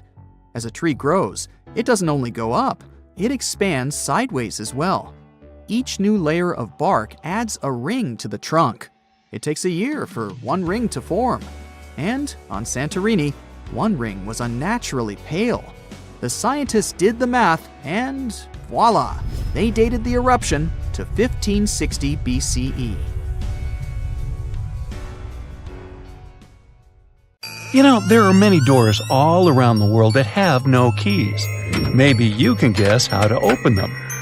The first destination is, okay, read this, and good luck to you. It's a temple in India. The temple's name comes from this other really long word, which can be translated as the one emerging from the lotus. This temple is one of India's most popular and sacred places. It's one of 108 temples of this word. It dates way back. It was mentioned in Tamil literature in the 6th century. Flash forward to our time. In 2011, the Indian Supreme Court decided to document the valuables of the temple because they had been informed that the place might have been misused. To do so, they had to open the doors that had been closed for centuries. The committee went to the temple and discovered 6 huge secret vaults that held unbelievable treasures. After the chamber doors opened, they found at least $22 billion worth of golden idols, necklaces, and coins. The officials also discovered ceremonial costumes and gold coconut shells with jewels. Plus, they saw large diamonds. Not our understanding of large, though. Some of these precious stones were as large as 110 carats. To put it in perspective, a small solid gold statue from the collection could be worth around $30 million. After this fairy tale-ish treasure had been discovered, the temple got equipped with metal detectors, cameras, and other safety precautions before the first visitors started to arrive. Now, there are a lot of security guards at the temple. But are they protecting the treasure, or is there something more mysterious hiding behind its doors? The temple has 6 chambers, and the valuables are kept there. These rooms are named Chambers A through F. The expedition committee opened 5 of these vaults with significant effort. But the most bizarre thing is that, despite all the efforts involving existing tech, the mysterious Chamber B still wouldn't open. On the side of the door, 2 carved cobras are welcoming you. The door works as a gate. You can easily see it with the unaided eye, just like the doors leading to other chambers. Surprise! Experts discovered 2 more doors behind the first one. The second door is wooden, and the last one is made of iron. Strangely, the last door was sealed. It also doesn't have any means of entry, no bolts, handles, latches, or anything else. To this day, no one knows what's inside Chamber B. Believers say that opening the door against its will can release into the world unnameable things. Others say that Chamber B may hide a tunnel. It might not be related to the reasons above, but the High Court of India warned against opening the doors of Chamber B. Now, in 2010, David Crespi, a French engineer, visited Machu Picchu. He discovered a strange door in one of the main buildings. The door was in a narrow path neither tourists nor archaeologists used very often. David believed that the place was an entrance the Incas had sealed for some reason. He contacted archaeologists and authorities right away. They promised him to start investigating the area in the near future and let him know about his potential discovery. Well, months passed, but he didn't get any news. No response to his emails and calls. In 2011, he found an article by Terry Jameen about Peru. David reached out to him in no time. He described his finding to Jameen. After that, Jameen and other archaeologists went to Machu Picchu to investigate the secret door. They concluded that this door was indeed an entrance sealed by the Incas. The researchers confirmed the existence of two entrances found behind the famous door. They also got the 3D representation of a staircase leading to the main room and another chamber. The analysis also revealed several cavities, among which there was a vast quadrangular room. Plus, georadars detected some metals. Those might be golden and silver objects. Jameen and his team thought this place was a chamber of pre-Hispanic times. They believed the door had been sealed by the Incas to hide something important. Maybe an enormous treasure, or something no less precious. Jameen also claimed that finding this chamber could lead to the discovery of a mausoleum. Jameen submitted an official request to the Peruvian authorities for permission to open the chambers. Yet, neither his application nor requests of other archaeologists have been approved so far. Authorities claim that opening this door could cause damage on the other sides of the archaeological site. Yet, the use of an endoscopic camera has confirmed the hypothesis that the stone blocks at the entrance are only there to close the passage. They are not there to support the internal structures of the building. The third mystery is in Giza, Egypt. Explorers uncovered two secret doors inside the Great Pyramid. There are two tunnels, each around 8 inches wide, that go from the north and south walls of the Queen's Chamber. But the tunnels are closed by stone blocks before they reach the outside of the pyramid. So, where are they leading to? No one really knows the true purpose of these tunnels. Some archaeologists think these doors might be hiding a yet undiscovered chamber. Egyptologist Zahi Hawass explained how these doors were first found. A robot designed for this expedition was sent inside the shafts of the Queen's Chamber to find out what was there. The research team attached a camera to the robot. The footage revealed that behind the stone door, there was another sealed door. The archaeologists were thrilled to see this door instead of just a dead end. The structure of the stone door blocks the other doors perfectly. Experts think it's an incredible bit of engineering. Now, it's not possible to reach the door because it's behind a huge stone block. But archaeologists are trying to find a way to get there without damaging other parts of the structure. These new discoveries have only raised more questions instead of answering the already existing ones. Secrets are still waiting to be revealed. Our final stop is the Taj Mahal, a monument to love. Mughal Emperor Shah Jahan made this memorial to honor the memory of his beloved wife, Mumtaz Mahal. The total number of doors in the Taj Mahal is so great, this video would be days long if we started talking about all the sealed rooms. Experts think that if someone opened these doors after they've been closed for so long, it'd release carbon monoxide. And when this gas meets the marble, it forms calcium carbonate. That's why this could lead to the appearance of cracks in the minarets of the Taj Mahal. Also, a legend says that if these doors get open, a dreadful curse will be unleashed from the mausoleum's underground chambers. And here's a bonus from Canada: the door of room 873. This is a room at the Fairmont Banff Springs Hotel, which opened in 1888. The story goes like this. Decades ago, someone committed a crime in this room. After the investigation, the hotel administration refurbished the room and rented it out to other travelers. But rumor has it, other guests who stayed in the room later also faced unpleasant situations. They reported hearing strange noises. The TV in the room kept flickering. It's guessed that the door of room 873 was sealed with bricks. Curious guests who heard these mysterious stories wander along the corridor where the room used to be and knock on the walls to contact potential ghosts. Well, which of these secret doors would you like to open?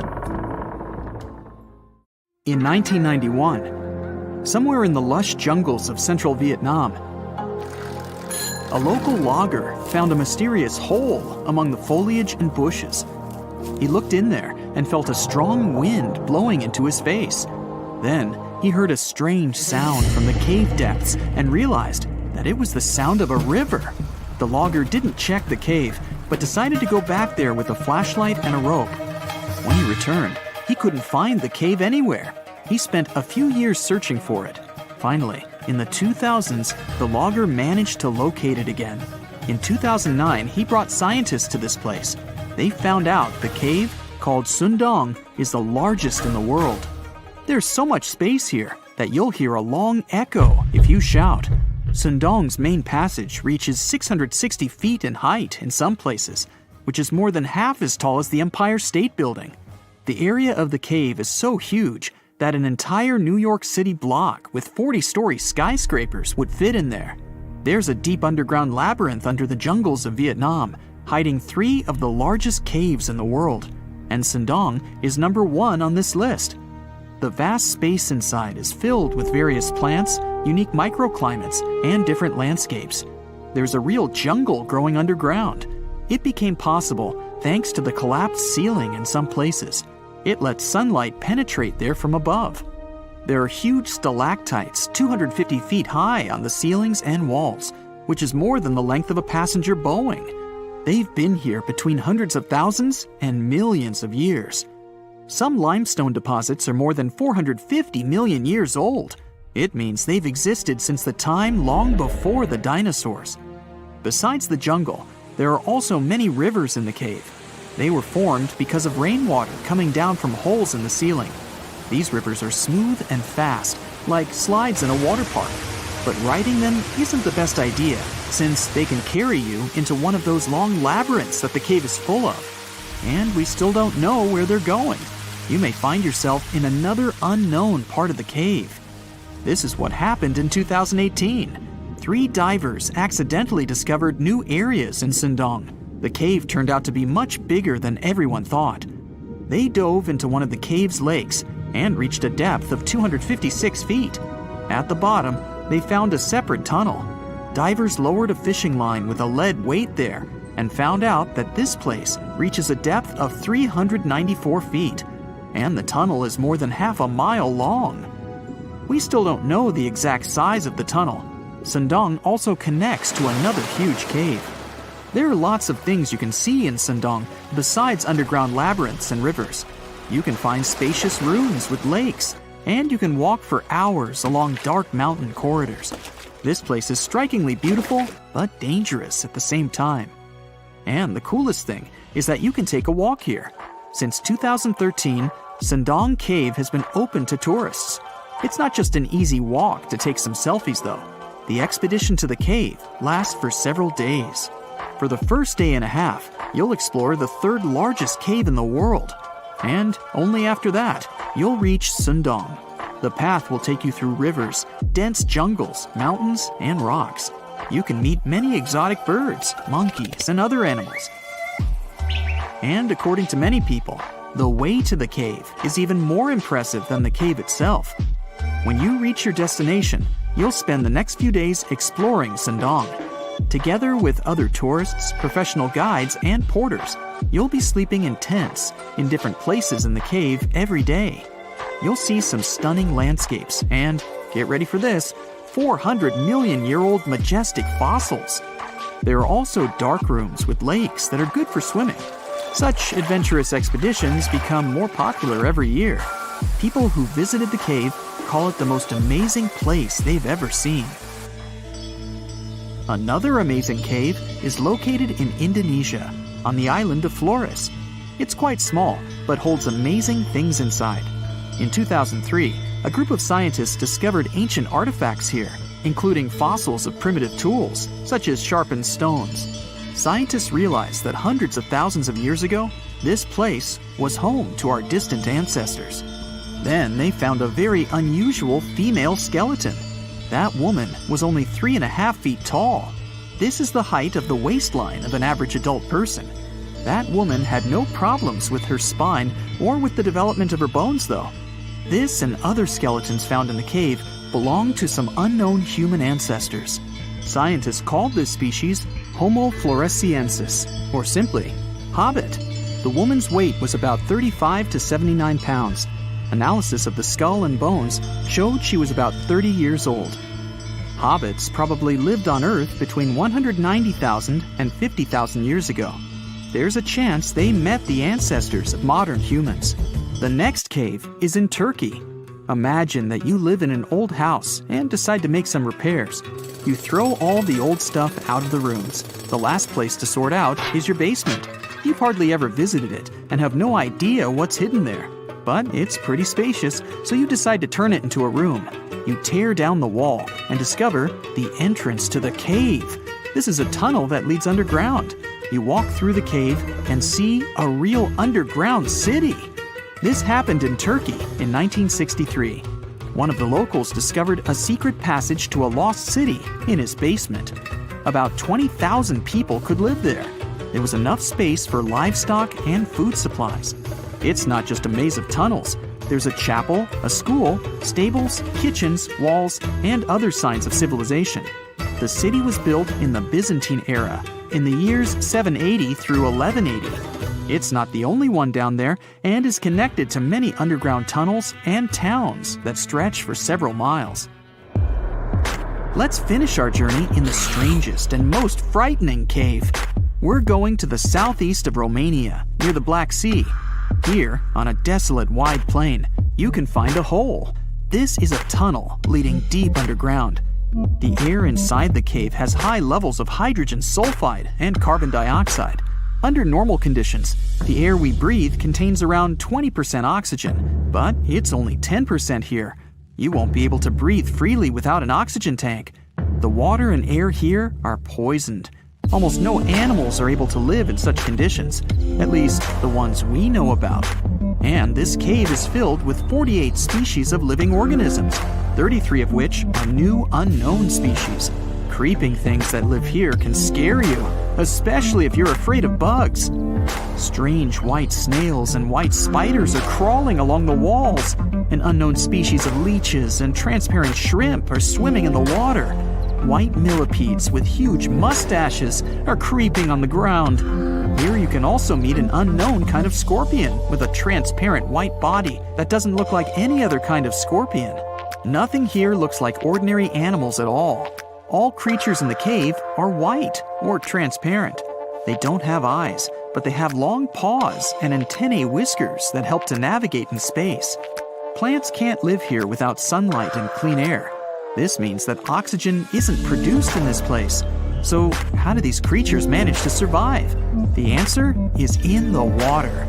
The surface of the lake and puddles here is covered with strangely moving foam. This substance is a living organism. It consists of 1 billion bacteria called autotrophs. Ordinary plants absorb carbon dioxide and use photosynthesis to produce oxygen. This cave is filled with carbon dioxide. Autotrophs absorb it and secrete tiny food particles. Bacteria feed on these particles. Larger organisms then feed on those bacteria, and so on. In the end, there's enough food for everyone. This process is called chemosynthesis.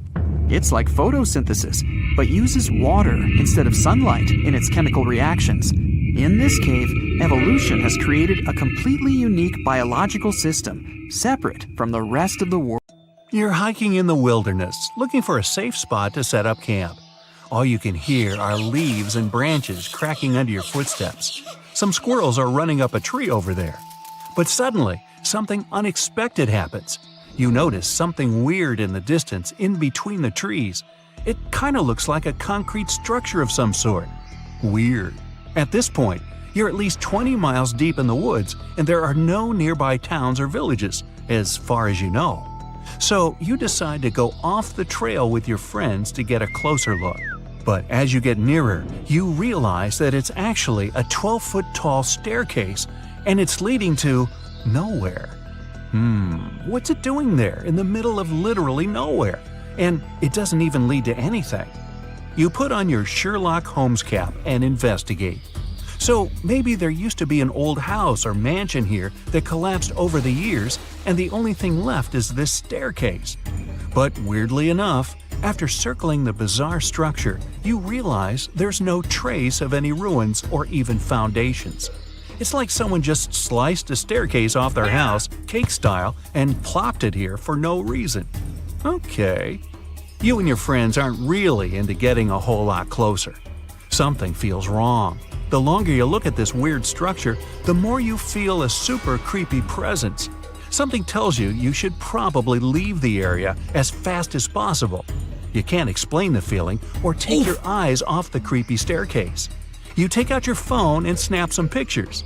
Then, after a lot of hesitation, you take a few steps closer and notice that the stairs don't seem to be all that ancient, a few decades old at best. There's moss growing out from some cracks. Your friends have had enough. They ditch you and run back off to the trail, leaving you alone on the staircase. You put your foot carefully on the first step. Wham! Adrenaline rush. As you ascend to the top, someone touches your shoulder. You jump and turn around. All you see is black. As weird as this sounds, discoveries of random staircases illogically found in the woods are surprisingly common. Some are made of wood, others are bricks or stones. Some look ancient, while others look like they were finished yesterday. The one thing they all have in common, they all lead to absolutely nowhere, and they're all found in super mysterious locations. One of the most famous ones is in Chesterfield, New Hampshire. A long medieval-looking staircase made of stones with Roman arches in the middle of the woods. It's believed to have been part of Madame Antoinette Sherry's castle. She was a big singer back in Paris. The castle dates back about 100 years, and it was later discovered again in 1962. This time, there was nothing but a staircase. Another mysterious ancient staircase dates back to 9,000 years ago. It's in a forest in Italy. It looks like a series of stairs that led to a tiny platform at the top. Why go through all the trouble of building the thing if it leads to nowhere? Well, some experts think it could have been some sort of ritual tower, but your guess is as good as theirs. Some of the more modern staircases found in the woods also have an added bonus. They come with their own urban legends. Gee, would that be a 2-story or 3-story staircase? One of the most popular stories comes from the Philippines, where a forest ranger called Torkik allegedly went out on one of his routine patrols to look for missing people deep in the local jungle. That's where he claims he found some seriously out-of-place stone staircases. They even had weird markings on them. To get a better look at what was around him, he decided to climb up one of them. Just then, he was approached by a vicious stray dog that forced him further up the stairs. A few hours later, he came back to the village. Only thing was, he had been missing for 5 years. Was that staircase a time-traveling portal? Another account allegedly dates back to the 1940s, around the time of the Roswell UFO mystery. A man who claimed to be a scientist was sent to assist in investigating one of the many animal-related cases that kept popping up. Little did he know, this 1 to 2 week investigation would end up lasting 6 months. His team encountered a random wooden staircase in the woods that seemed to emit some type of frequency. They camped around 100 feet from it that night, but the next morning, it vanished. All that was left was a black burn mark where the staircase was. 2 days later, it reappeared out of nowhere, 160 feet from its original location. The team wanted to get a sample of the wood to send it off to the lab. There was one problem. No matter how hard they tried, it was impossible to chip off a piece. The wood from the staircase was apparently indestructible. These weird mystery stairs have been around since ancient Cambodia. Right in the middle of the jungle is an abandoned 2,000-foot-long staircase leading to, nowhere. According to experts, this staircase was built about 1,000 years ago. They don't know for sure, but they think it led to an ancient city. Sadly, over the years, that city is now completely covered by the dense jungle. Maybe it was an important meeting spot for travelers and merchants coming from all over the continent. Well, back to your story. You feel a strange presence behind you. You turn around, probably one of your friends snuck up on you or something. But then you realize there was no one behind you. You're the only one around. You freak out. Something is definitely wrong here. So you rush down the stairs and bolt back to your friends, panting and startled. You start to tell your friends what happened, but they don't believe you. They think you're just trying to scare them even more. But the emotion on your face, it looks legit. There's real panic in your eyes, the kind you just can't fake. Shadow or wind or whatever that thing was, your fear's real. You all agree that you should stay away from the stairs, and it's probably best if you go back home, right now. I guess camping out there overnight just wasn't meant to be. As soon as you get home, you open your phone and check out your gallery. But no, you scroll through photo after photo. The staircase, it isn't there. None of the pictures have any staircases in them. Just a small, flat clearing with nothing but trees around, no weird shadows, nothing. Your friends had the same experience. Your eye twitches and you look over your left shoulder. You're in the safety of your own home, but you suddenly feel the same presence you felt on that staircase. Oh no! Everything goes black. But you can relax. Most of these stories are just urban legends, told to give you the heebie-jeebies. The internet has a way of spreading rumors faster than the speed of light. Most of these stairs might have even been built on purpose just recently. One weekend woodshop project, a couple of photos, and you too could be a sensation on every urban legend website. Then you just tear it down, take a photo to show it magically disappeared, and just like that, you're an internet superstar. But let's say you find some real stairs on your weekend camping trip. They're most likely the remnants from an old house or a cabin that got demolished or just collapsed after it was abandoned. Hey, it's 2021. There's a logical explanation for just about everything these days. That presence you felt was most likely your own mind playing tricks on you. When you see something in real life that looks like something you saw on a website or a scary movie, your mind starts to work overtime, and you can actually see something or feel something that's not even there. That's what some people say happens when you get hypnotized. You want to see something so bad, and you do. That's probably what happened. Or was it? Now, how about some surreal hidden places to check out? Grab a flashlight and your backpack, and bon voyage! The trip starts in the mountainous country of Switzerland. You travel to the town of Waltensburg in the eastern part of the country. It's raining and it's very cold, but you still make your way to the bottom part of a mountain, where your first adventure awaits.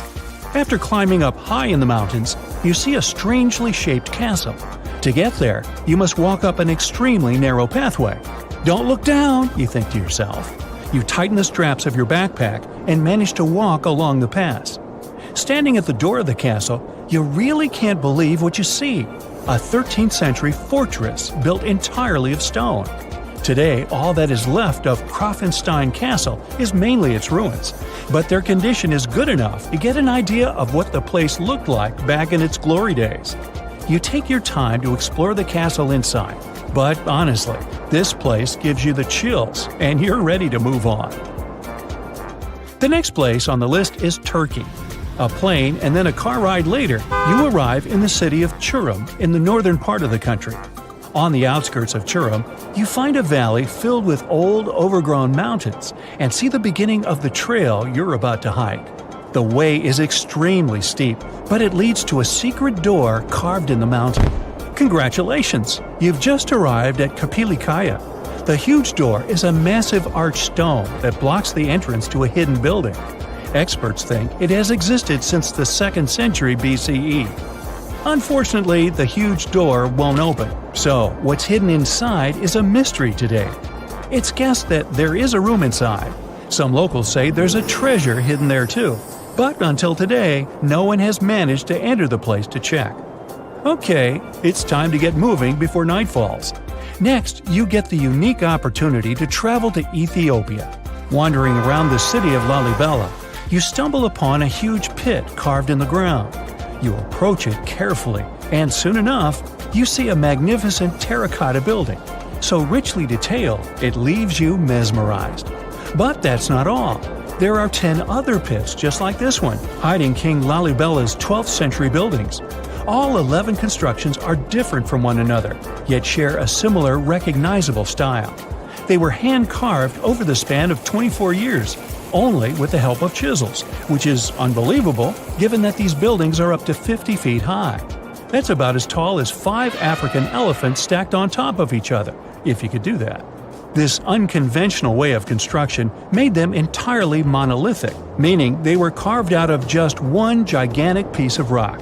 Pretty impressive, huh? Once you leave Ethiopia, you grab a flight to southern Italy, right there on the tip of the boot. No hiking is needed here. Whew! Your friend takes you to a site called Sassi di Matera. It's a Paleolithic city carved in the slope of a steep hill. You might feel like you've traveled in time here, as local stone houses and ancient buildings are unlike anything you've ever seen before. The site, also known as De Sassi, is suspected to be one of the first human settlements in Italy, dating back to over 9,000 years ago. Wandering around the town, you might get invited inside one of the cave-like houses. Oh, and as weird as it may sound, some of the streets run on top of people's homes. Talk about Paleolithic urban planning. You're probably becoming an expert on rock-cut architecture by now, but there are still a few sites left on your list. Next off, you head to Slovenia to visit the world's largest cave castle. This medieval castle was built on top of a 400-foot-high cliff and was designed to be impenetrable. Luckily for you, security is much more relaxed today. Still, if you're looking for a more challenging and less touristy way inside, you can get into the castle through one of its many underground tunnels. They were built over 800 years ago for the owner of the castle. He needed secret passageways to sneak supplies. Today, Pajama Castle is both enchanting and mysterious. I'd say it depends on whether it's a warm sunny day or a cold stormy night. After this medieval experience, you head on to visit Petra, a magnificent Jordanian monument found in the middle of the desert. To get around here, you'll need a large supply of water and sunscreen because it's going to get hot. But this site is worth it. The city of Petra is a marvel of the ancient world. Back in the 4th century BCE, this region was a trading hub at the crossroads of commercial routes. Petra was a wealthy city, home to the Nabateans, an Arab Bedouin tribe that thrived in the region for many years. The rock-carved gate-like structure Petra is famous for is called the Pharaoh's Treasure. It stands at the main entrance to the site and is said to have a treasure hidden inside. You might feel tempted to check it out for yourself, but that's an adventure for another trip. For now, you hop on another plane ride, this time to the Americas. First, you visit the USA, more specifically, the mountainous state of Colorado. You make your way to Mesa Verde National Park. There, in between the greenery and abundant vegetation, you'll find over 600 dwellings built in the cave beneath the cliff, carved deep into the mountainside. This ancient village is now considered a heritage site. The local Puebloan tribe built it back in the 1190s. One of its main buildings is called the Cliff Palace. It's a multi-story construction built from sandstone and mud mortar. The palace alone housed over 150 rooms. If you're feeling sporty, you might want to visit the Balcony House. To get there, you'll have to climb a 32-foot ladder. You'll get to see a mid-sized village of 38 rooms, including 2 kivas. Those are traditional chambers that were built by the Puebloans for ceremonial purposes. Still in the U.S., you make your way to the hills of South Dakota. You're there to visit one of the world's most impressive human-made sculptures on Mount Rushmore. What's so mysterious about this place, you might ask? Well, during Mount Rushmore's construction, a 70-foot-long secret tunnel was built behind the head of Abraham Lincoln. The tunnel was supposed to hold all the documents and artifacts important to the United States history. After the designers thought it through, they decided it was better to hide them in a safe box in the floor of the tunnel. The box holds the history of how Mount Rushmore came to be carved, as well as a brief history of the U.S. and the 4 presidents depicted on the mountain. Amazing, right? Now, you're headed down to Machu Picchu, a South American site hidden between the Peruvian mountains. Machu Picchu itself is already a mystery. Researchers still don't know why or even how the ancient Incan civilization managed to engineer the stone-built citadel all the way back in 1450 CE. To get there, you must endure a 3-day hike, reaching the impressive altitude of 8,000 feet above sea level. Or you can get a train, but that's no fun, right? You're here to check on a relatively new discovery. Back in 2010, French engineer David Crespi was taking measurements of the Inca ruins when he noticed a door he had never seen before. It was sealed off by stones. He went back to the site a few months later with an electromagnetic scanner. The scanner, which could detect objects behind walls, showed there were copious quantities of metals behind that sealed door.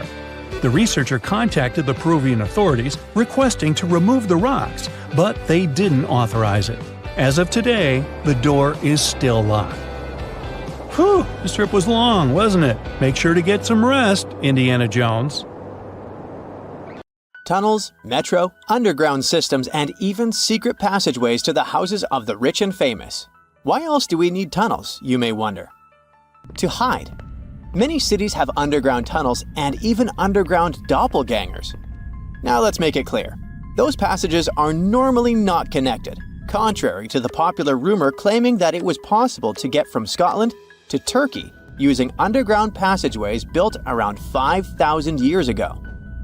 I mean, it sounds insane even today. Imagine building it back in the day. These tunnels have an official name, the Erdstall Tunnels, and they were most likely built in the Middle Ages. However, we still don't have the exact information about the date. The highest concentration of those tunnels are in Bavaria, Germany, but there are many of them in Great Britain and France too. Erdstall tunnels, a unique type of earthen passage found globally, are characterized by their narrow, oval-shaped corridors and tight choke points, known as schlups, or slip-outs. Despite speculation, their purpose remains a mystery. However, some of those tunnels have fireplaces and even vents, which might mean those were used primarily for shelter. Dating back to the Middle Ages, possibly as early as the 12th century, Erdstall tunnels lack archaeological signs and historical records, so it's not a surprise that there are many rumors about their use. Some scientists are sure those were storage spaces, though their narrowness makes this impractical. Another idea is that they provided hiding spots for farmers during tribal raids. However, their single entry point raises doubts about their effectiveness in evading threats. Now, if you're feeling like Indiana Jones and want to venture into those tunnels, you're in luck. A few structures, like the Erdstall Radkobluken in Austria, welcome visitors to explore these enigmatic structures. Most of them are closed to the public eye, though. The origins of Erdstall tunnels remain largely unknown, just like their real functions. And if you think, hey, it's the 21st century here, we can study pretty much everything, well, you're wrong. What makes these tunnels hard to study are the tight confines. Traditional surveying methods often prove inadequate in such spaces. To solve this problem, scientists use a handheld device that integrates an RGB camera, a gyroscope, and high-resolution depth sensors, allowing them to capture intricate details of the tunnels. They also use modern techniques like 3D surveying in hopes of uncovering the true origins and purposes of those tunnels.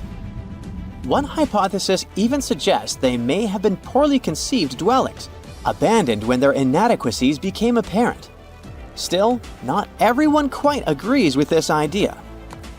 Other theories suggest they served spiritual purposes, while the most intriguing idea speculates that those tunnels may be remnants of extraterrestrial civilizations. Experts believe they may have been used for practical matters, such as granaries or hiding spots from looters. As we don't have exact info on who built it and when, it may be pretty much anyone. even a sloth. Nope, I'm not a lunatic. Sloths can build giant tunnels. Check this out. In 2009, a farmer in southern Brazil was driving his tractor through a cornfield when it suddenly sank into the ground. He quickly discovered he had broken through the top of an underground tunnel. When researchers came to investigate, they found a tunnel around 6.5 feet high and the same 6.5 feet wide, extending about 50 feet long right beneath the farmer's house. When they looked closer, they instantly saw deep claw marks on the walls. That was the proof the tunnel wasn't human-made. So that thing the farmer uncovered was a megafauna paleoburrow, a prehistoric tunnel dug by ancient creatures like giant ground sloths or giant armadillos from over 10,000 years ago. I know, it's hard to imagine those beasts, but let me help you. Take a hamster. Now, increase it to the size of an elephant. Don't forget, this 13-foot tall hamster could also walk on two legs. During their time, around 15 million to 10,000 years ago, many species of sloths and giant armadillos roamed the Americas, some even digging similar tunnels. Today, many of these tunnels are filled with sediment, though some remain clear, similar to the one the farmer discovered. This 2009 find sparked significant interest, leading to the discovery of over 1,500 paleoburrows across southern Brazil, making it the era with the highest concentration of such sites worldwide. But no one knows exactly why there are so many of them in southern Brazil. While some paleoburrows exist throughout South America, none have been found in North America, which is weird since those huge sloths roamed the entire continent.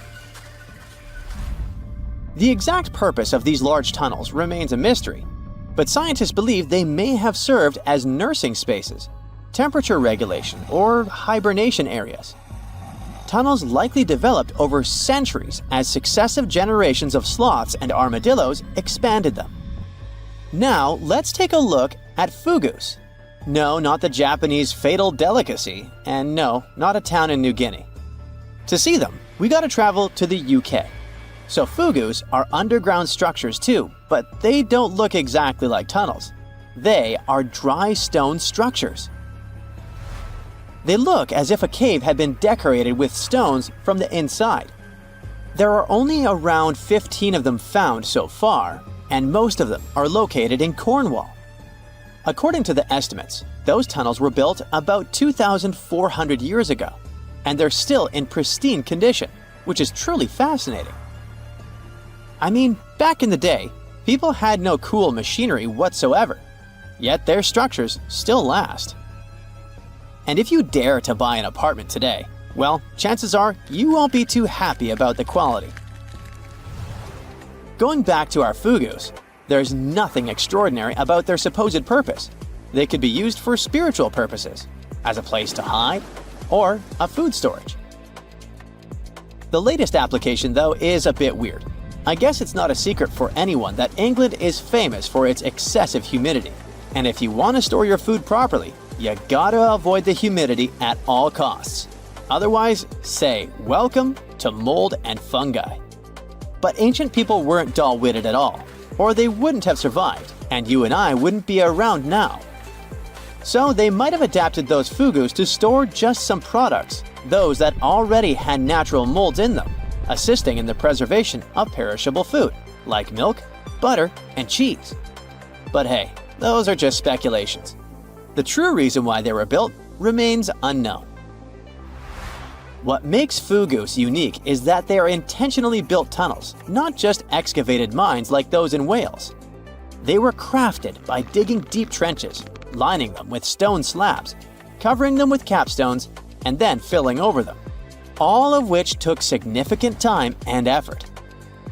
Still, no matter how hard those were to construct, cities around the globe are often built over intricate tunnel systems, each unique to its location. For instance, Paris is famous for its extensive underground quarries, which were abandoned years ago, but still pose a risk of collapse in certain areas above. London boasts one of the largest tunnel networks in the world, including many that were specifically created for military purposes. In New York City, there are rumors of secret tunnels, while Los Angeles has old tunnels from the Prohibition era used for speakeasies. Many other cities also have their share of enigmatic tunnels, and surprisingly, Florida is no exception. It happened in the year 2011 in Ybor City. Near a former post office, flooding uncovered something weird, a section of an unknown structure. Back then, people didn't pay much attention to that, so it took another 7 years to discover something truly fascinating. This historic neighborhood was founded in the 1880s, but it remained unknown until 2018 that it also has a hidden tunnel network. We only learned of it because of renovation work. The exact purpose, of course, is unknown, but most scientists are pretty sure that they serve to connect to early gaming spots and the port of Tampa. Figuring out how extensive the tunnel network is tricky. In 2018, a historic home in Seminole Heights revealed locked doors leading to tunnels from the 1920s. One local even said he traveled through a tunnel for 20 minutes. Rumors suggest some tunnels connect to the Hillsborough River and Ybor City. Research is ongoing, but no new info has emerged yet. Imagine you could spend an entire week scanning ancient ruins and taking photographs of the world's most surreal archaeological sites. Would you be up for it? So, let's do some digging. The first stop on your busy itinerary is Southeast Asia. It's home to some pretty cool ruins. You start in Bagan, located in the hinterlands of Myanmar. There are many ways to visit the site, and you're glad you've booked 2 different experiences. The first one is a hot air balloon trip at sunrise. Right before dawn, you board the balloon, and as soon as the sun starts to appear on the horizon, you begin your flight over the marvelous area. As the sun rises, it glistens on more than 2,000 conic-shaped golden structures. The hot air balloon ride is quick, but it gives you unparalleled views of all the 40 miles over which the site sprawls. Back on land, you rent a bicycle and roam the village of ruins. Some of them are open and allow you to peep inside. These magnificent ruins were built between the 11th and 13th century CE and were mainly places of worship. There were originally over 10,000 buildings, but they were gradually deteriorating over time due to earthquakes. Thankfully, the site became a UNESCO World Heritage Site back in 2015 and has since been preserved. Up next, you catch a flight to Cambodia. You take some time to visit Angkor, the world-famous archaeological site nestled deep within the jungle. Good thing you've brought bug spray with you. The city of Angkor was once the capital of the Khmer Empire from the 9th to 15th century. FYI, the word Angkor means capital city in the Khmer language. The city was founded by King Yasovarman I, and it became one of the largest cities in the pre-industrial world. Researchers say nearly 1 million people live there. Until today, Angkor is admired for its stunning architecture. The Khmer style is recognized in the use of huge blocks of sandstone. The towers are believed to have been once decorated with gold. But today, the site is a maze of vine-covered temples. The city was abandoned in 1431 and wasn't rediscovered until the 1840s. Oh, and just so you know, this is also a UNESCO Heritage Site.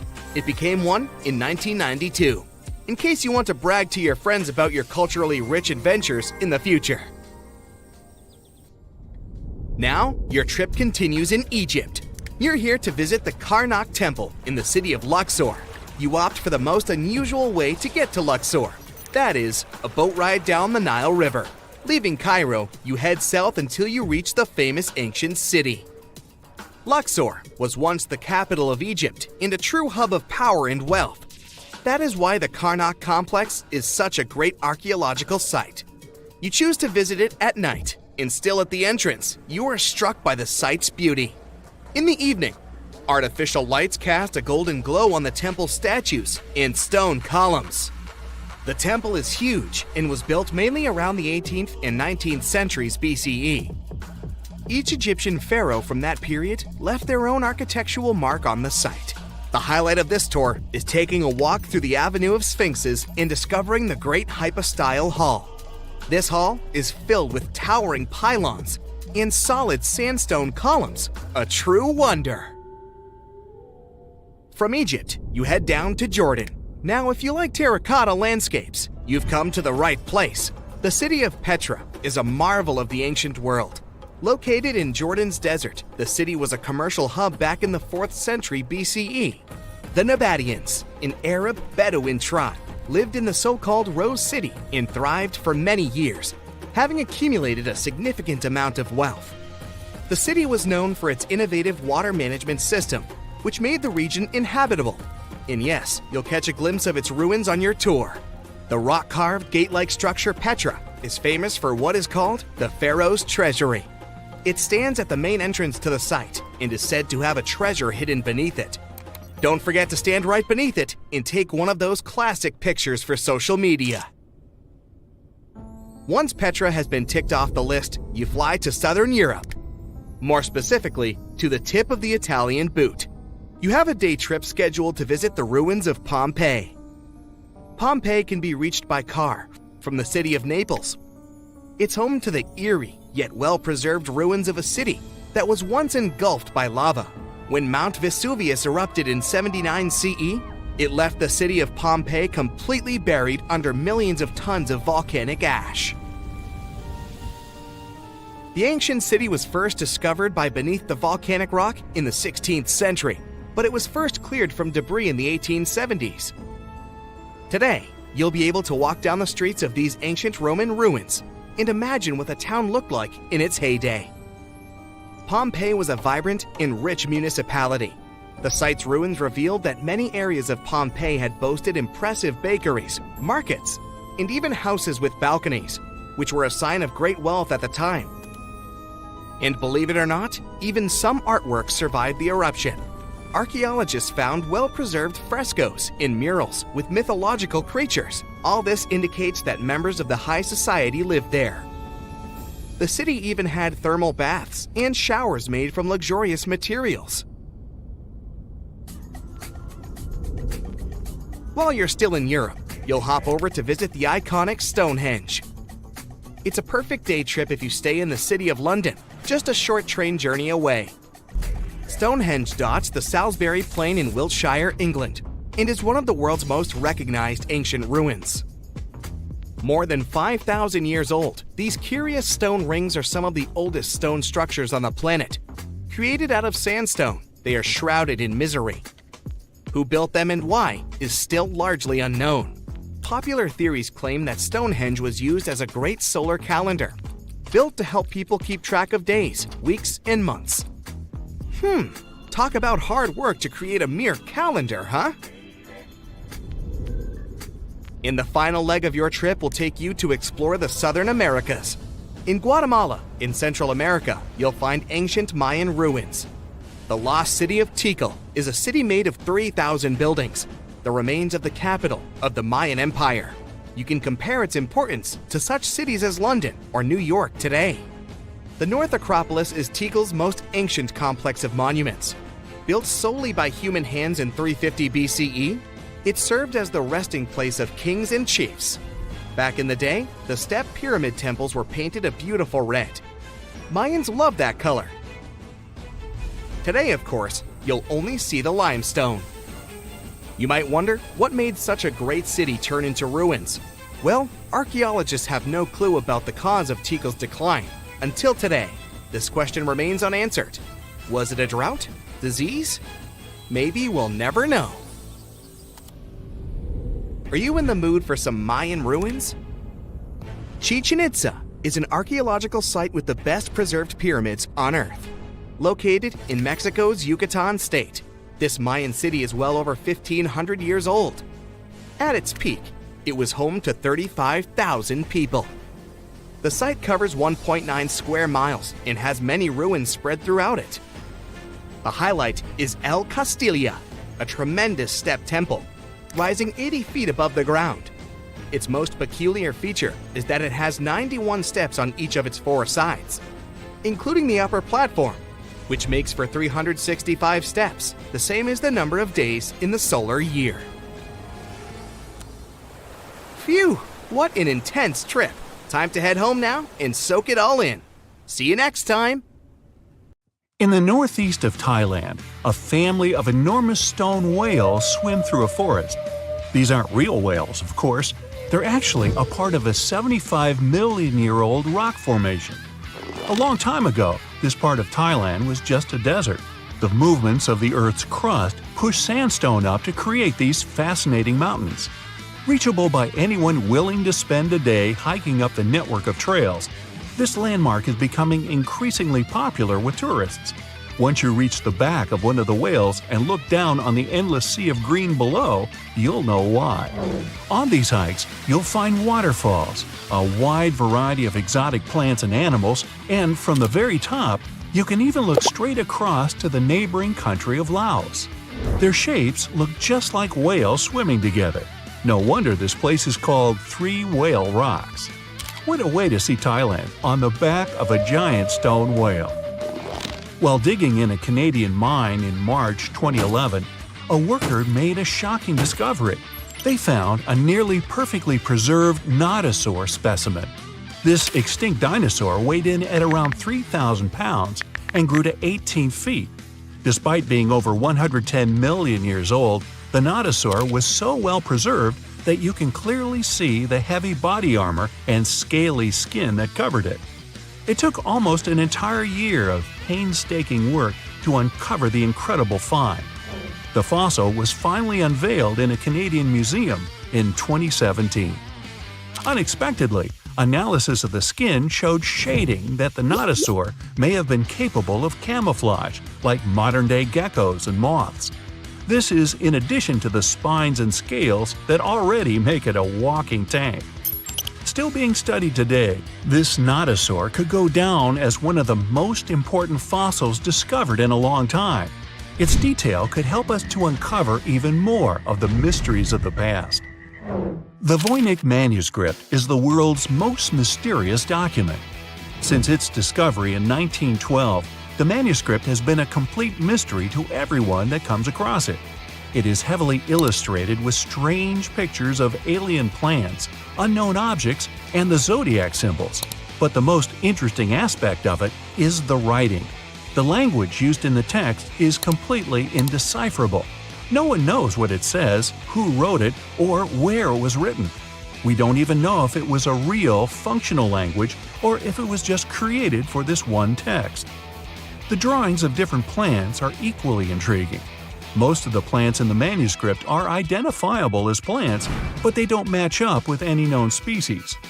A professor of applied linguistics in England claimed to have deciphered some of the characters in the book, but we haven't managed to uncover any more information about this mysterious text. If you're ever going to head down under, don't forget to pay a visit to the Mystery Craters in Queensland. Halfway between Bundaberg and Gingin is one of Australia's most baffling finds, and that's saying quite a lot for Oz. In 1971, the site belonged to a farmer growing zucchini and potatoes. As the farmer tried to expand his farm, he kept hitting large rocks in the fields while plowing. When he took a closer look at the rocks in his way, he found marine fossils and some strange craters. The farmer passed his finds on to geology professors, who set out to research the formations. When the geologists began digging around the area, they uncovered a huge layer of sandstone and ochre stain that was completely covered with craters. There were 35 craters in total, and the layer of rock is estimated to be around 25 million years old. The scientists studying this mystery believe that hot springs, former ocean activity, and meteors are the prime suspects behind the craters. And I'd like to know about the characters who named those towns Bundaberg and Gingin. What fun names! Now, the Antikythera mechanism is an ancient computer of sorts that's still baffling scientists with its extraordinary design. Around 2,000 years ago, a Greek ship sank off the coast of the island of Antikythera. The wreckage was discovered in 1900, and divers salvaged some of its ancient artifacts. When archaeologists started sorting out the discoveries from the wreckage, they came across an object that didn't seem to fit with anything else. The wreckage was ancient, but they found an incredible device that seemed far too technologically advanced. The machine functioned as a calculator, allowing its user to follow time, the movement of stars, eclipses, moon phases, and even countdowns to events like the Olympics with amazing precision. This level of technology is almost impossible to explain coming from an ancient Greek wreckage. No mechanism would come close to the machine until the 14th century, when geared clocks began to be built in Europe. How was the device, created so long ago, 1,400 years before its time? Could the sinking of the Antikythera and the loss of the calculator have held the development of technology back by hundreds of years? Meanwhile, the Caucasus Mountains near the Black Sea are one of the few areas of Europe that haven't experienced much human impact, even though most white-skinned people in the world are referred to as Caucasians. Despite this, archaeologists have found many ancient megalithic structures in the area. The house-like structures, known as dolmens, contain jewelry, bronze tools, and assorted pottery. Archaeologists don't know who built them, why they built them, or what their true purpose is. The stones were either two stones held together by a large stone as a roof, or smaller stones stacked as walls with a hole only on one side. There have even been stone plugs found that to seal whatever is inside. What's even stranger about these stone formations is that they aren't just found in the Caucasus. They're found all over the planet, in Australia, South Korea, Colombia, Africa, and even France. Their purpose is unknown, so all scientists can do is speculate.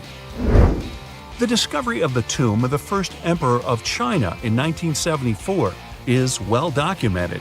Who could forget the finding of 8,000 terracotta warriors protecting the entrance? Most of the statues are warriors, each with their own unique facial expressions. There are even full-size terracotta horses and chariots too, just for extra protection. What isn't well known is that some areas of the tomb haven't ever been entered yet. Archaeologists are very reluctant to open the site because the whole area is unstable. There might be something amazing inside, but no one wants to risk losing an amazing piece of history. Eventually, researchers will send tiny robots into the unopened tombs to give a better idea of what's inside. Until then, archaeologists have to wait a little bit longer for the secrets. In southern Costa Rica, people have discovered a collection of mysterious stone spheres. There are over 300 scattered around the landscape, and some are almost 7 feet across. No one knows their purpose or how they were produced. One thing we do know is the material they were made from: gabbro, a volcanic rock. Carving the stones into their perfect spherical shapes would have taken a lot of time and effort. Researchers think they might have been made by a now extinct group, using barely any tools. The best theory is that they used small stones to chisel away at the edges of boulders, before using sand to smooth the sides. Some think that they may have an astronomical purpose, or even used as markers to point the way towards something. But no one knows anymore. Their significance is lost with the civilization that created them. Off the southern tip of Japan, and 75 miles from Taiwan, lies the Yanaguni Formation. A local diver first noticed these formations in 1986 while searching for new dive sites to take tourists. Seeing the large steps that resembled a pyramid, he thought he discovered an underwater city. Some archaeologists believe that the structures could have been signs of a fabled Pacific civilization, like Atlantis, that vanished beneath the waves thousands of years ago. There are also reports of marks in the stone, suggesting quarry work. Some people even claim that there were faded images of humans and animals carved into the stone. None of this is backed with much evidence, though. Most experts believe that the formation is natural, and the symmetry of the rocks has been overstated. They are not as straight as reported, and it appears to be solid natural rock rather than carved blocks. In other words, the resemblance to a sunken civilization is just a coincidence. In Turkey, archaeologists believe they might have found the oldest known architecture in the world, over 10,000 years old, according to experts. Found in an area that used to be home to ancient farming communities, these monoliths, which stood up to 18 feet high, were likely used for social events and rituals. Not much is known about them, though. These large stone structures seem to be human-shaped, with images of animals carved into them. Nearby, researchers have found signs of domestic housing, suggesting that these amazing monuments might have signaled the start of the move towards modern civilization. The Kimbaya artifacts are some of the most interesting artifacts ever found. The most curious thing about them is how closely they seem to resemble modern airplanes.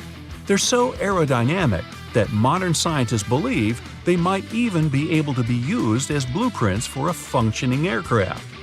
In 1994, two aeronautical engineers created larger-scale models of these artifacts. They proved that the designs fly, with a little help from modern engines. What's really astonishing is that these objects are possibly thousands of years older than the first airplane by the Wright brothers. Just another one of our world's fascinating mysteries. If there's a question that still baffles archaeologists to this day, it's this one. How did the ancient Egyptians build those magnificent pyramids?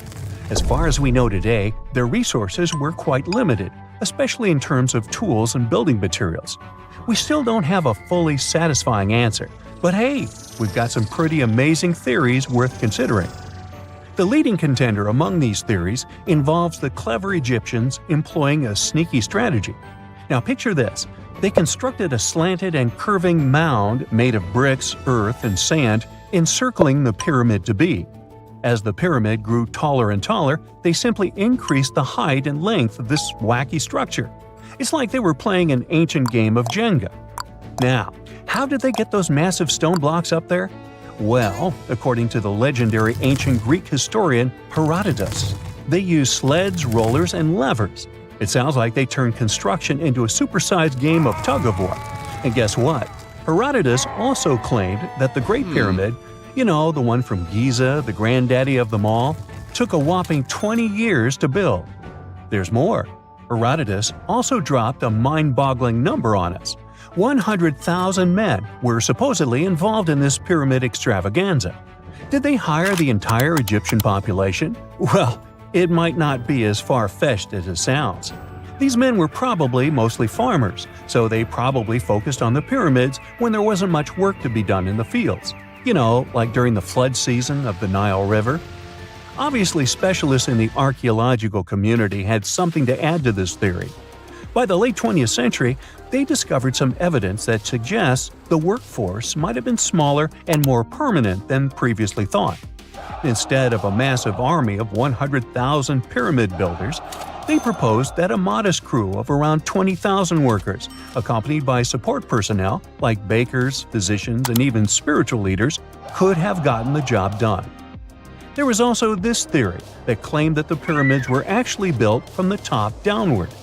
It suggested that these colossal structures were nothing more than isolated hills used as quarries. The stones were supposedly drawn from these hills, and over time, competing engineers took charge and transformed them into the iconic pyramids we know today. Now, before you dismiss this theory as a wild fantasy, some folks thought it wasn't completely crazy. After all, there are instances where isolated hills exist, so maybe this theory had a tiny glimmer of truth. Whether it involved ramp building or ingenious work schedules, one thing is clear. Those pyramids have definitely left their mark on history and on our imaginations. Now, speaking of ancient Egyptian mysteries, there's this gigantic unfinished obelisk sitting in ancient Egypt, and scientists are trying to figure out how it was shaped. Now, some people suggest that our industrious ancestors used handheld pounders to get the job done. One expert has a different take on the matter, though. He argues that if we take a closer look at the pattern left behind by the shaping tool, we'll notice something peculiar. The walls of the trenches surrounding the obelisk display a neat and even pattern, which is pretty unlikely if they were pounded away by mere mortal hands. According to this expert, those horizontal striations are usually the result of a tool that takes breaks while removing material, leaving its mark on the surface. But wait, there's more. Imagine the tool being rocked back and forth against the trench walls, clearing away the waste to keep the trench from narrowing. Well, in that case, the tool might have left some funky horizontal striations where it was pressed against the sidewall. This sounds like some fancy technology at play, don't you think? And guess what? The dynastic Egyptians probably didn't have access to that kind of know-how. Another famous Egyptologist from way back also uncovered a bunch of core drills during his adventures. Although the actual drill bits are missing, his collection houses these particular core remnants made of limestone, alabaster, and even granite. These constructions aren't the only amazing thing the ancient Egyptians left behind, though. As it turns out, the Egyptians were the genius minds behind the creation of the handheld mirror. Yeah, that little mirror you use every day to check yourself out. But here's the twist. These mirrors are like pieces of art. They were decorated with inscriptions and figures. But that's not all. The Egyptians had a serious concern with their appearance. They knew the importance of personal hygiene and looking fabulous. So, in their quest for pearly whites, they invented toothbrushes and toothpaste. Dental problems were pretty common back then, and their smiles weren't exactly all white. Dentistry wasn't their strongest suit, you see. Maybe their minds were distracted by all that pyramid building. So that doesn't mean those ancient toothpaste recipes weren't amazing. One delightful concoction included rock salt, mint, dried iris petals, and pepper. Some brave dentists in the 21st century tried it out, and it worked pretty well. Ground-up ash was also used in another recipe to create a tooth cleansing paste. Mint was missing, so that didn't do much for their breath. That's when the genius Egyptians came up with the world's first breath mints. They made tablets from heated spices like cinnamon, and they mixed it with honey. Now, let's shift gears to home decor, Egyptian style. They surely took ornamentation to the next level. While the concept of decorating furniture started in Mesopotamia, the Egyptians cranked it up a notch. They went all out with different colors of ink and even developed various weights of paper. Oh, and let's not forget about those cute little area rugs we all have in our homes today. Guess who came up with the idea? Yep, the Egyptians. They used the versatile papyrus plant to make those cozy rugs. And speaking of trends, the Egyptians loved their knickknacks. They had an assortment of small figurines in the shapes of cats, dogs, and people. These statues were made from various materials, like simple sun-dried mud to the ultimate bling of gold. It all depended on how loaded you were. The Egyptians were also all about farming, and they knew that clean water was crucial for their crops and animals. That's why they came up with some nifty inventions and techniques to make sure their land was fertile and their plants were happy. First off, they had the genius idea of using ox-drawn plows.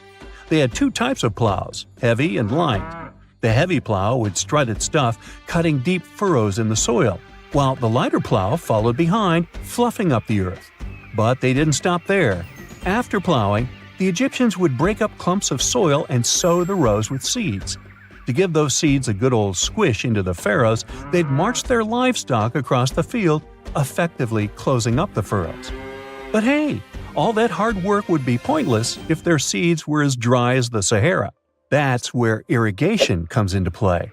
The Egyptians were so good at it that other cultures, like the Greeks and Romans, couldn't help but copy their techniques. Now let's switch gears and talk about the marvelous architecture of ancient Egypt. These folks weren't just skilled farmers, they were also architectural maestros. They built these fancy canals to carry water to farms and villages, and boy, did they know how to make those canals look pretty. Just imagine strolling along a canal lined with ornate structures. The pharaoh Ramesses the Great was quite the overachiever when it came to construction. One of his mind-blowing creations was the construction located at Abu Simbel. This building was designed so that twice a year, the sun would shine directly into it and illuminate the statues of Ramesses. And let's not forget about the corbelled arch. Without this architectural gem, we'd be missing out on some mind-boggling structures like the Great Pyramid. The Egyptians knew how to make things stand tall and proud, thanks to their engineering and construction wizardry. They built grand halls and inner sanctums that make your jaw drop, and some of these temples doubled as astronomical observatories. A ship filled with gold and other treasures worth over $13 million was found in the middle of the Namibian desert after almost 500 years. The worker who found it was actually looking for diamonds, but ended up with something way more valuable for history. There were some blocks of copper, some wood, pipes, and elephant tusks. The miners called for an archaeologist, who soon realized it wasn't a disturbed beach like they thought, but a shipwreck. All evidence showed that it was a Portuguese trading vessel, Bom Jesus, that went missing in the 16th century. Experts believe it was a special kind of ship that was bigger, stronger, and better than older ships from Portugal and Spain. These ships were built to take Portuguese explorers on long trips to distant places like India, China, and Japan, and come back with tons of cargo. The Bom Jesus was likely carrying treasures from Lisbon, Portugal, to Western India. But it looks like on its way around the southern tip of Africa, near Namibia, a big storm pushed the ship too close to the shore. The ship hit a rock, tipped over, and broke apart, sinking into the ocean. Archaeologists found treasure from the captain's chest under the water, which probably fell out when the ship's wooden hull broke. They also found pieces of the ship scattered along the shore, likely from the violent storm and later by construction in the area. The storm must have been very fierce, but they didn't find many bones, which means most of the crew may have survived or were lost at sea. The ship was split into 3 sections and incredibly well preserved, thanks to the thick layers of sand that covered it and prevented rot. Archaeologists who studied the wreck discovered over 40 tons of cargo. There were cannons, swords, blocks of metal like lead and tin, fabrics, and tools that sailors used to navigate the stars while traveling across the ocean. The most exciting discovery was 1,845 copper ingots, weighing as much as 16 to 17 tons altogether. Those copper ingots, or pieces of pure metal, are still in great condition because the hull of the ship and layers of sand protected them from ocean water. The scientists even managed to read the trademarks on them on site, and learned they were made by a super wealthy German trading company. There were also more than 2,000 shiny gold and silver coins from different countries, and 105 enormous elephant tusks weighing about 2 tons. The tusks were likely supposed to become luxury items, like jewelry or carvings at the destination. Archaeologists took some DNA samples from the tusks and found that they came from West African forests and savanna elephants. Researchers were lucky that the ship was found in a restricted diamond mining area. No scavengers were able to get their hands on the treasures. The Bom Jesus remains the oldest and most valuable shipwreck that was ever discovered off the western coast of sub-Saharan Africa. Another shipwreck recently found by accident was buried under a 10-foot tall sand dune near the Caspian Sea. Some people call it the world's largest lake, and it has water levels that rise and fall over time because of the changes in weather patterns. These changes can move sand and uncover things like this shipwreck and other treasures along the coast. As the dune slowly disappeared, the ship started to show. Before digging it out, scientists worried that waves from the sea might damage the wreck. To protect it, they built a wall using thousands of sandbags to keep the waves away. When the ship was uncovered, they discovered it was a 3-masted, 92-foot-long merchant ship with a strong double hull. Wood samples showed the ship was built in the 18th to 19th century using trees like Scots pine, spruce, and larch from the Volga River area or the Caucasus. They even found buckwheat and plants from the same region, which were probably traded or used to feed the sailors. It proves that the ship was part of a group of merchant ships that once sailed the Caspian Sea.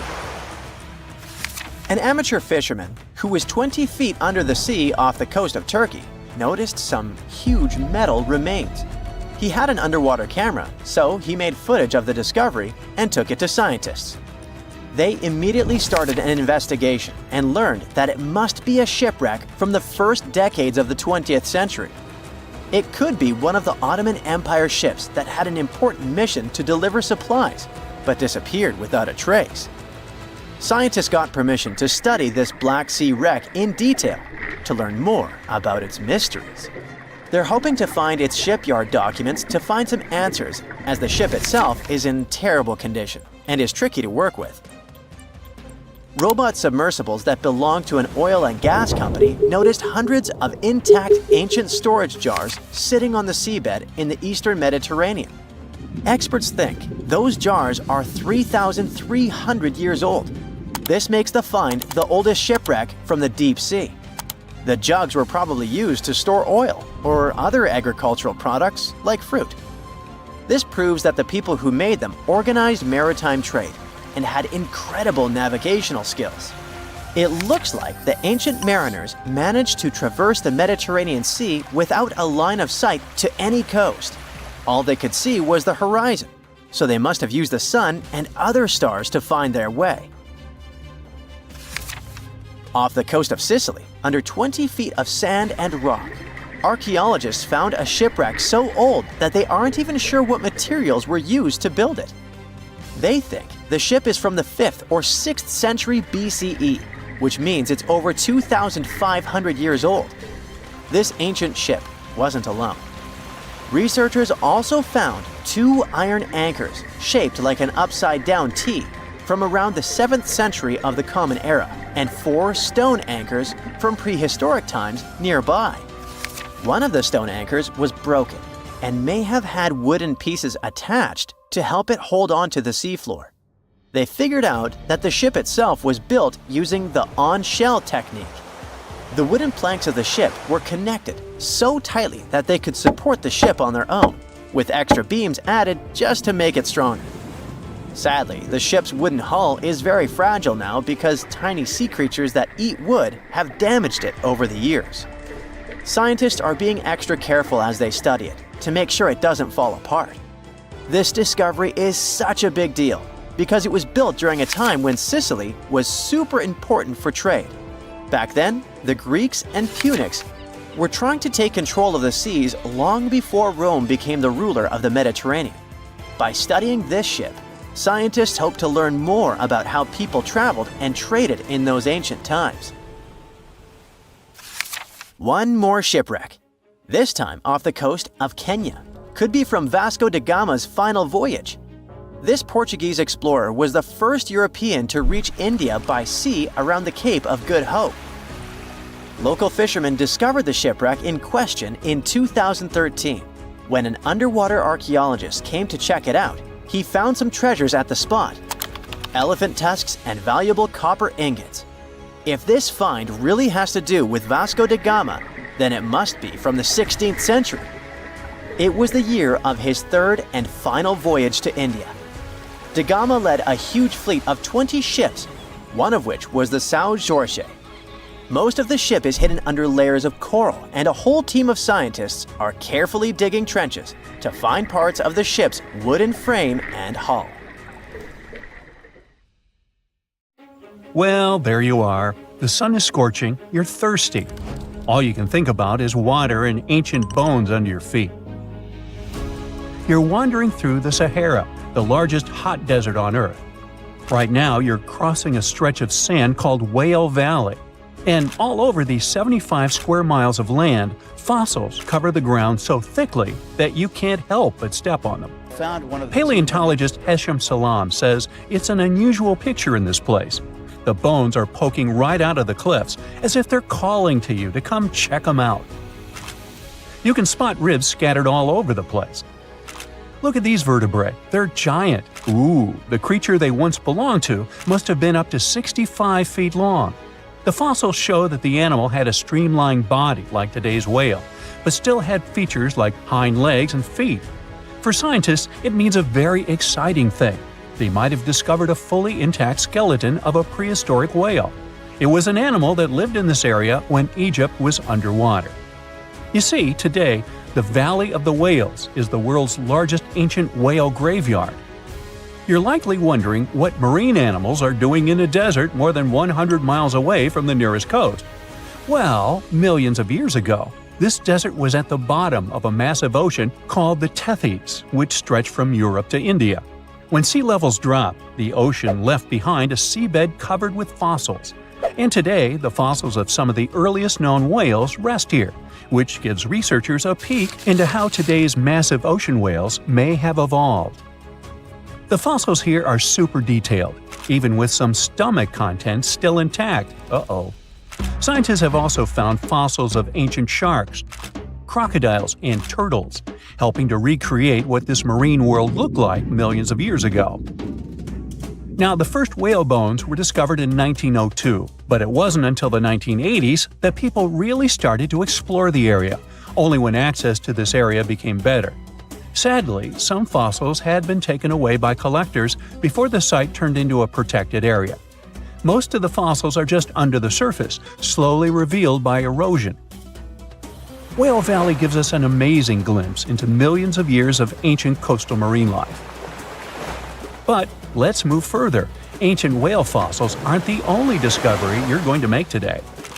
For over 150 years, scientists have been puzzled by a strange creature that lived millions of years ago. But now, thanks to some amazing fossils found in Morocco, they've finally figured it out. Look at them. These creatures are called blah blah blah. Nah, I'm kidding. Stylophorans. They look like flattened armor with a long arm sticking out. Researchers discovered these creatures in 2014 and were shocked. The fossils dated back around 478 million years. They found around 450 specimens, and to their surprise, some even had soft tissues preserved, which is super rare. Before this, they only knew stylophorans from their hard parts.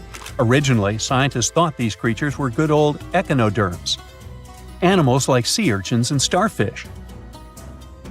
But new discoveries prove that they had a core body and feeding arm similar to modern starfish, complete with a water vascular system to help them move and eat. This finding ends a long debate about where stylophorans fit in the animal family tree. Now we know they're related to echinoderms, but are more advanced because they don't have the typical 5-ray symmetry. Ooh, come here and look at this giant fossil. It was found in the Sahara and gave scientists new insights into the Spinosaurus, the largest carnivorous dinosaur we know about. These 95 million-year-old remains also confirm that it was the first known swimming dinosaur. The Spinosaurus had flat paddle-like feet and nostrils on the top of its crocodile-like head, perfect for staying underwater. It was a pretty weird dinosaur with a long neck, trunk, tail, and a 7-foot sail on its back, so it must have spent a lot of time in the water. At over 50 feet long, Spinosaurus might have been even larger than T-Rex. The first Spinosaurus remains were discovered about 100 years ago in Egypt, but only this new fossil, found in Morocco, helped scientists reconstruct this dinosaur for the first time. Researchers paid attention to the creature's shorter hind limbs and wide claws. These features point to adaptations for life in the water. Its snout and dense bones also suggest it was a swimmer, while its spiked tail likely attracted mates. Hey, good looking, come here often? And here's another astonishing find made in Tunisia, the remains of Machimosaurus rex. Now, so far it's believed to be the biggest crocodile ever. This ancient croc was about 32 feet long and weighed around 66,000 pounds. It was a top predator around 130 million years ago, and its skull was over 5 feet long. Now, this discovery is a big deal because it shows that these crocs stuck around longer than we thought. Before this, scientists believed that they disappeared during a minor extinction event between the Jurassic and Cretaceous periods. Now, let's go back to the fact that the Sahara was once underwater, and some of the largest sea creatures ever lived there. A study published in the Bulletin of the American Museum of Natural History speaks about an ancient body of water called the Trans-Saharan Seaway. It existed between 150 million years ago, covering parts of Western Africa. Scientists spent 2 decades trying to recreate this prehistoric underwater world. They found it was warm and shallow, home to some pretty terrifying creatures, including 5-foot-long catfish and 40-foot-long sea snakes. Yikes! The seaway was cut off from larger oceans for long stretches, which may have helped these predators grow larger because resources were always available.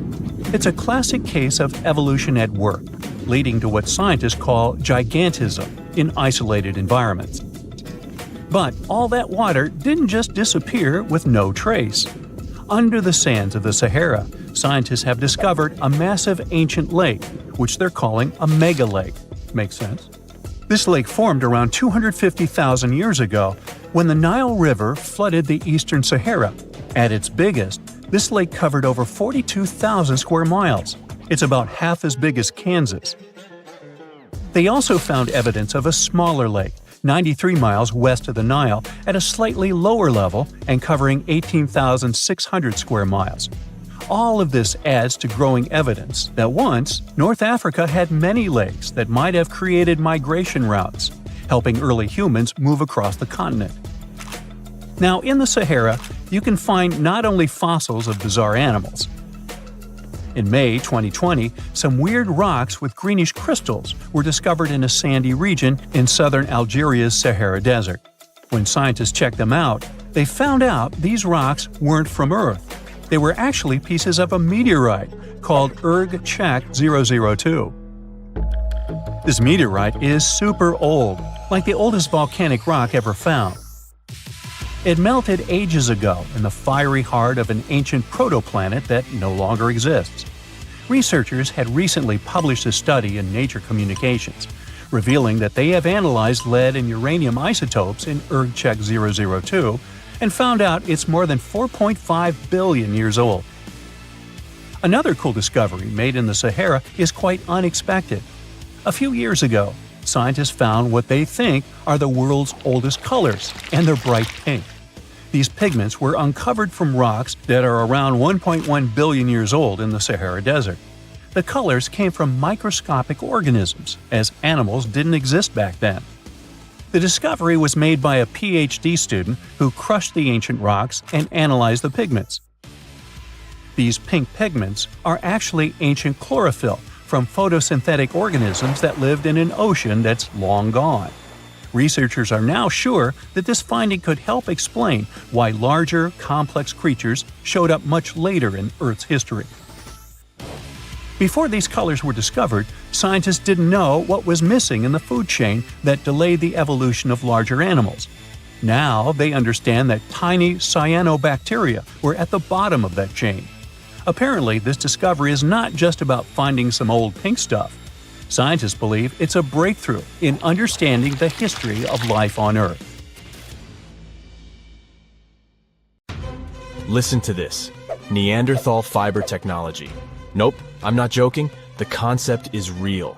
In 2020, a team of scientists published a paper that redefined the way we saw our closest ancestors.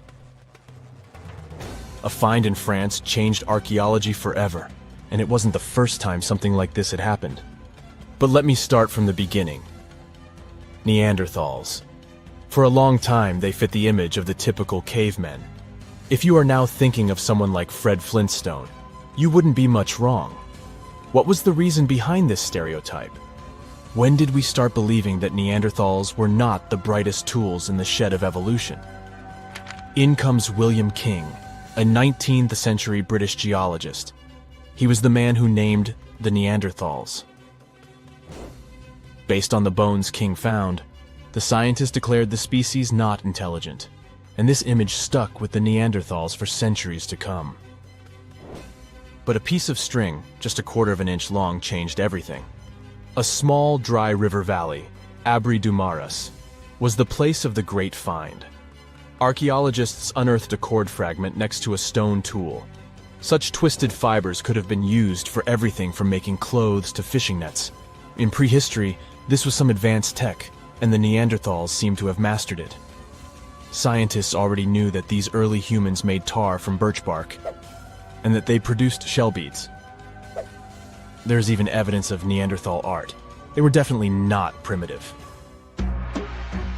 The string section and similar finds are changing the way we perceive our ancestors. The world of archaeology is constantly changing. Take the pyramids in Egypt, for example. Turns out, they weren't really built by an army of people who the pharaoh made work until they passed out. Herodotus, the famous Greek historian, was the man who started the confusion. He claimed, in 500 BCE, that 100,000 men took part in the construction of the Great Pyramid in Giza. He made no mention of who they were and why they were building the pyramids. That's how the myth started. Huge stone slabs pulled by humans, driven by a foreman with a whip. But Egyptologists would beg to differ. Those are the scientists who study ancient Egypt's culture. Fairly recently, they uncovered a workers' village that told a different tale. Yes, there was evidence of hard work on the workers' bones, but the construction industry is demanding even today. It took almost 6 years for 12,000 workers to complete the world's tallest building, Burj Khalifa. Back in Egypt, 3 times more workers finished the Great Pyramid in around 2 decades. An impressive feat of ancient engineering, wouldn't you agree? Superiors looked well after the Egyptians who built the pyramids. Their diet was rich in protein. They had medical care and they got paid properly. In fact, they lived better than the non-working population. And they lived with their families near the construction site. Archaeologists know all this because they unearthed bakeries and dormitories with bread jars and other goodies. Looks like the pharaohs were okay employers after all, and the job market wasn't that terrible. They also kept detailed papyrus records of the build and hieroglyphs. You and I wouldn't stand a chance of reading these letters that resemble images. Egyptologists had the same problem. For over a millennium, no one had used this type of font. And it's not like there was an English ancient Egyptian dictionary you could open and find meanings of words. But all this changed in 1822. A couple of decades before, the French found a broken slab of black granite. The stone contained one text and 3 scripts: Ancient Greek, Egyptian hieroglyphs, and Demotic. The last one was also the Egyptian language, but in a simplified script. Scientists dated it back to 196 BCE. The content is a religious proclamation. A French philologist and Orientalist, Jean-François Champollion, was the first one to crack the code. You see, people haven't forgotten ancient Greek letters. The Frenchman successfully matched the Greek letters with the ones in the Egyptian script. And voila, we were finally able to read hieroglyphs. The name of the piece of granite that made it all possible was the Rosetta Stone. The importance of its discovery went beyond archaeology. The word Rosetta Stone even entered the English dictionary. It represents a discovery that helps people understand an enigma that has been puzzling them for a long time. There are similar games. A symbol is attached to a particular message. Then you have to decode the message by replacing the symbol with a corresponding letter. In a nutshell, this is what scientists did with the Rosetta Stone more than 2 centuries ago. Do you know what is the oldest deciphered language in Europe? It has an unattractive name, Linear B. The script belongs to the Mycenaean Greek language. It predates the ancient Greek alphabet by several centuries. You can easily guess which script it is descended from. Linear A.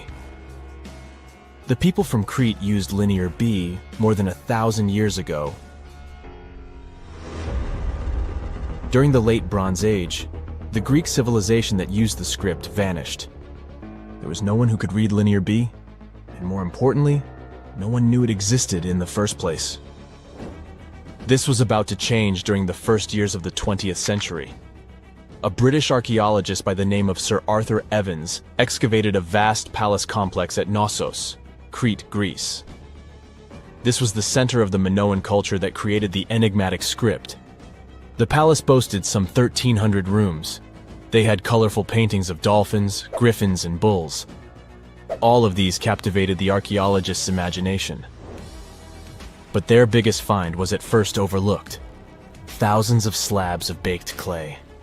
The fire that brought down the palace helped preserve the tablets. It was impossible to read the slabs, though. They were written in an unknown language. The scientific community had to wait for another half a century before Michael Ventris cracked the code. He was an English architect and cryptographer. Ventris studied Greek and Latin.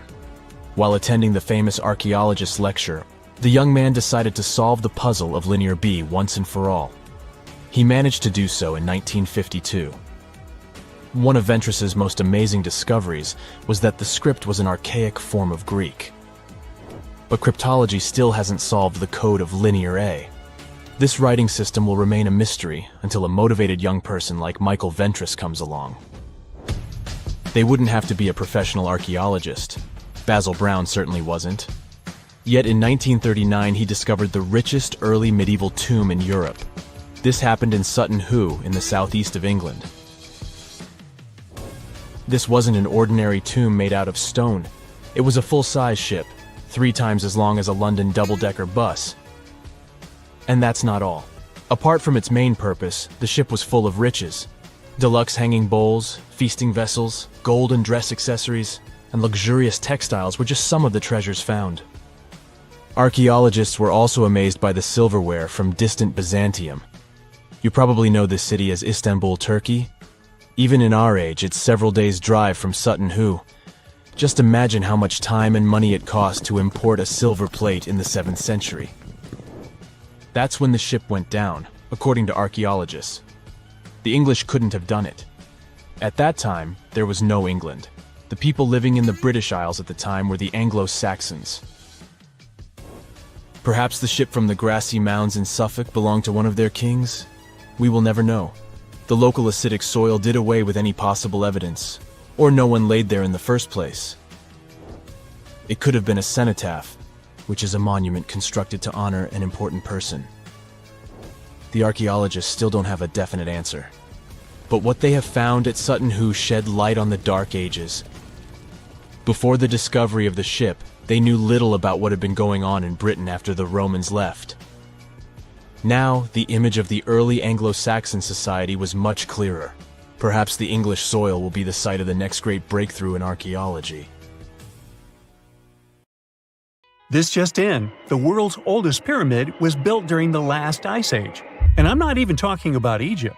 I'm saying our ancestors might have spewed a 27,000-year-old pyramid in West Java.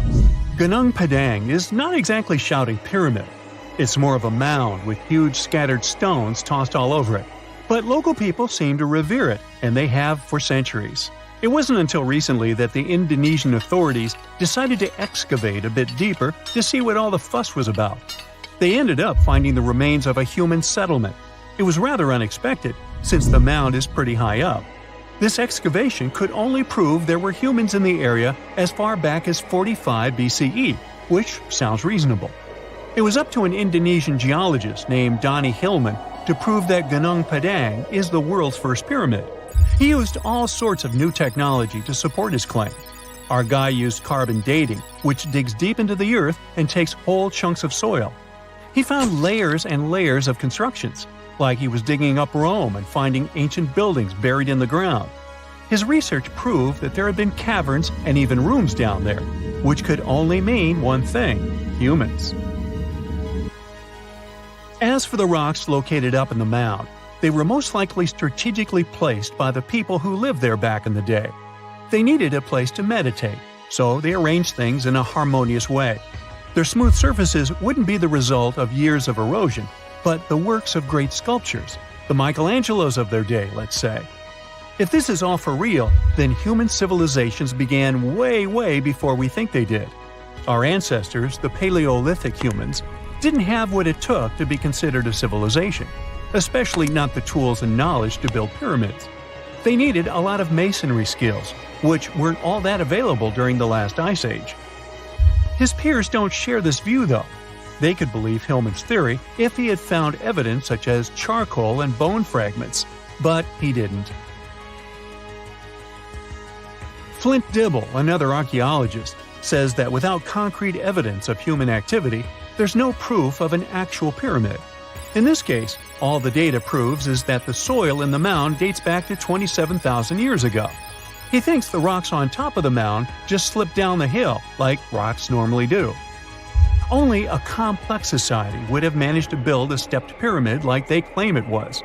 But according to Bill Farley, an American archaeologist, there's just no reason to believe there were any settlements in Indonesia during the last ice age. Now, just so you know, the oldest known ancient society with this kind of knowledge is probably 11,000 years old and used to occupy the region of modern-day Turkey. Take a look, Turkey's Göbekli Tepe. It's also not a pyramid, but it's the oldest monolithic construction made by humans. Back in the Neolithic period, a lot of people settled there, and there are proofs for it. For example, the walls there are covered in ancient drawings of clothing and wild animals. Until recently, the title of the world's oldest pyramid went to a three-sided construction known as the Djoser Pyramid in Egypt. Djoser is located just a few miles south of the Giza complex in a town called Saqqara. It made its way to popular culture more than once. In the 18th century, it became a common feature in European paintings. Young men from the cultural elite did a grand tour around the world, and Saqqara was at the top of their list. It was also featured in the video game Assassin's Creed, with a digital representation way more accurate than many historical drawings of the thing. That was kind of a big deal in ancient Egypt, to build pyramids for kings to spend their afterlives. And if you thought the Khufu pyramid was the oldest one in the world, well, Djoser was built 70 years ahead of that time. The development of new technology has allowed archaeologists to make groundbreaking discoveries, and a new, or should I say ancient pyramid in South America might win the title in dispute. It turns out that pyramids were also pretty fashionable in the Americas in the old days. Among them are the iconic pyramids of Guatemala's Tikal Temple Complex, the same ones that appeared in Star Wars No. 4. But to find the oldest pyramid in the Americas, one would have to travel to Peru. Deep in the Peruvian desert, archaeologists stumbled upon a sprawling ancient metropolis known as Caral. At first, researchers believed that the settlement was pretty recent, since the site was way too complex for ancient technology to handle it. As we said, Caral is a desert town, like Las Vegas, but without all the hoopla. This means no easy access to water, and for cities like these to thrive, they need a considerable irrigation system, which leads us back to complex technologies. The Peruvians surprised us all with this new discovery. This site was huge, filled with an amphitheater, houses, and religious buildings. The whole thing probably sprawled through 370 acres. And when scientists went to test their initial hypothesis using radiocarbon dating, they found that the city probably sprung around 2027 BCE. On the site, archaeologists found 6 pyramids that could possibly predate the one in Saqqara. As far as they know, both civilizations coexisted in the same time period, in opposite parts of the world. But since researchers can't pinpoint the exact age of Caral's pyramids, it's pretty hard to guess which civilization completed their pyramid first. If only we had a crystal ball.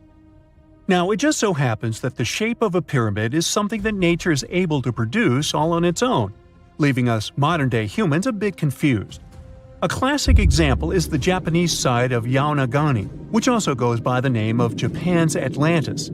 The entire monument is about the size of 5 football fields and the height of a 5-story building. Explorers and scientists believe that Yaonagani dates back to 10,000 years ago. For Japan's top marine geologist, Professor Masaki Kimura, Yaonagani is the heritage of a lost civilization. Kimura has dived into exploring the ruins over 100 times over the past 10 years. To him, there are clear signs of human activity down there. Check out this triangular-shaped pool on the monument's surface.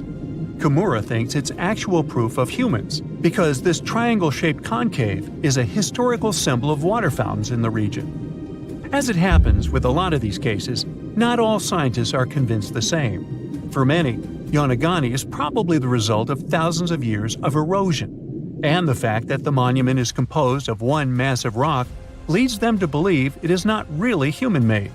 Sure, these huge basalt columns may look like the ruins of a palace, but they're most likely the result of the intense volcanic activity in the region. And speaking of natural formations that really look like a human made it, a pyramid on Mars has been a hot topic lately. Humans have been keenly trying to prove that there is life on Mars for quite some time. But some are stretching it really far, saying that little green or gray people built a pyramid on the planet to try and build their own civilization. This picture was taken over a decade ago by the Mars Reconnaissance Orbiter, the MRO, but it started to resurface recently. It shows what looks like a three-sided pyramid. Some people claim that the smooth side of the pyramid could only be the effect of otherworldly work. Then science comes along and explains that Mars is home to one of the deepest canyon systems in the whole solar system. The so-called pyramid is located in what is known as the Kandor Chasma region. This Martian region has a bunch of similar formations that are nothing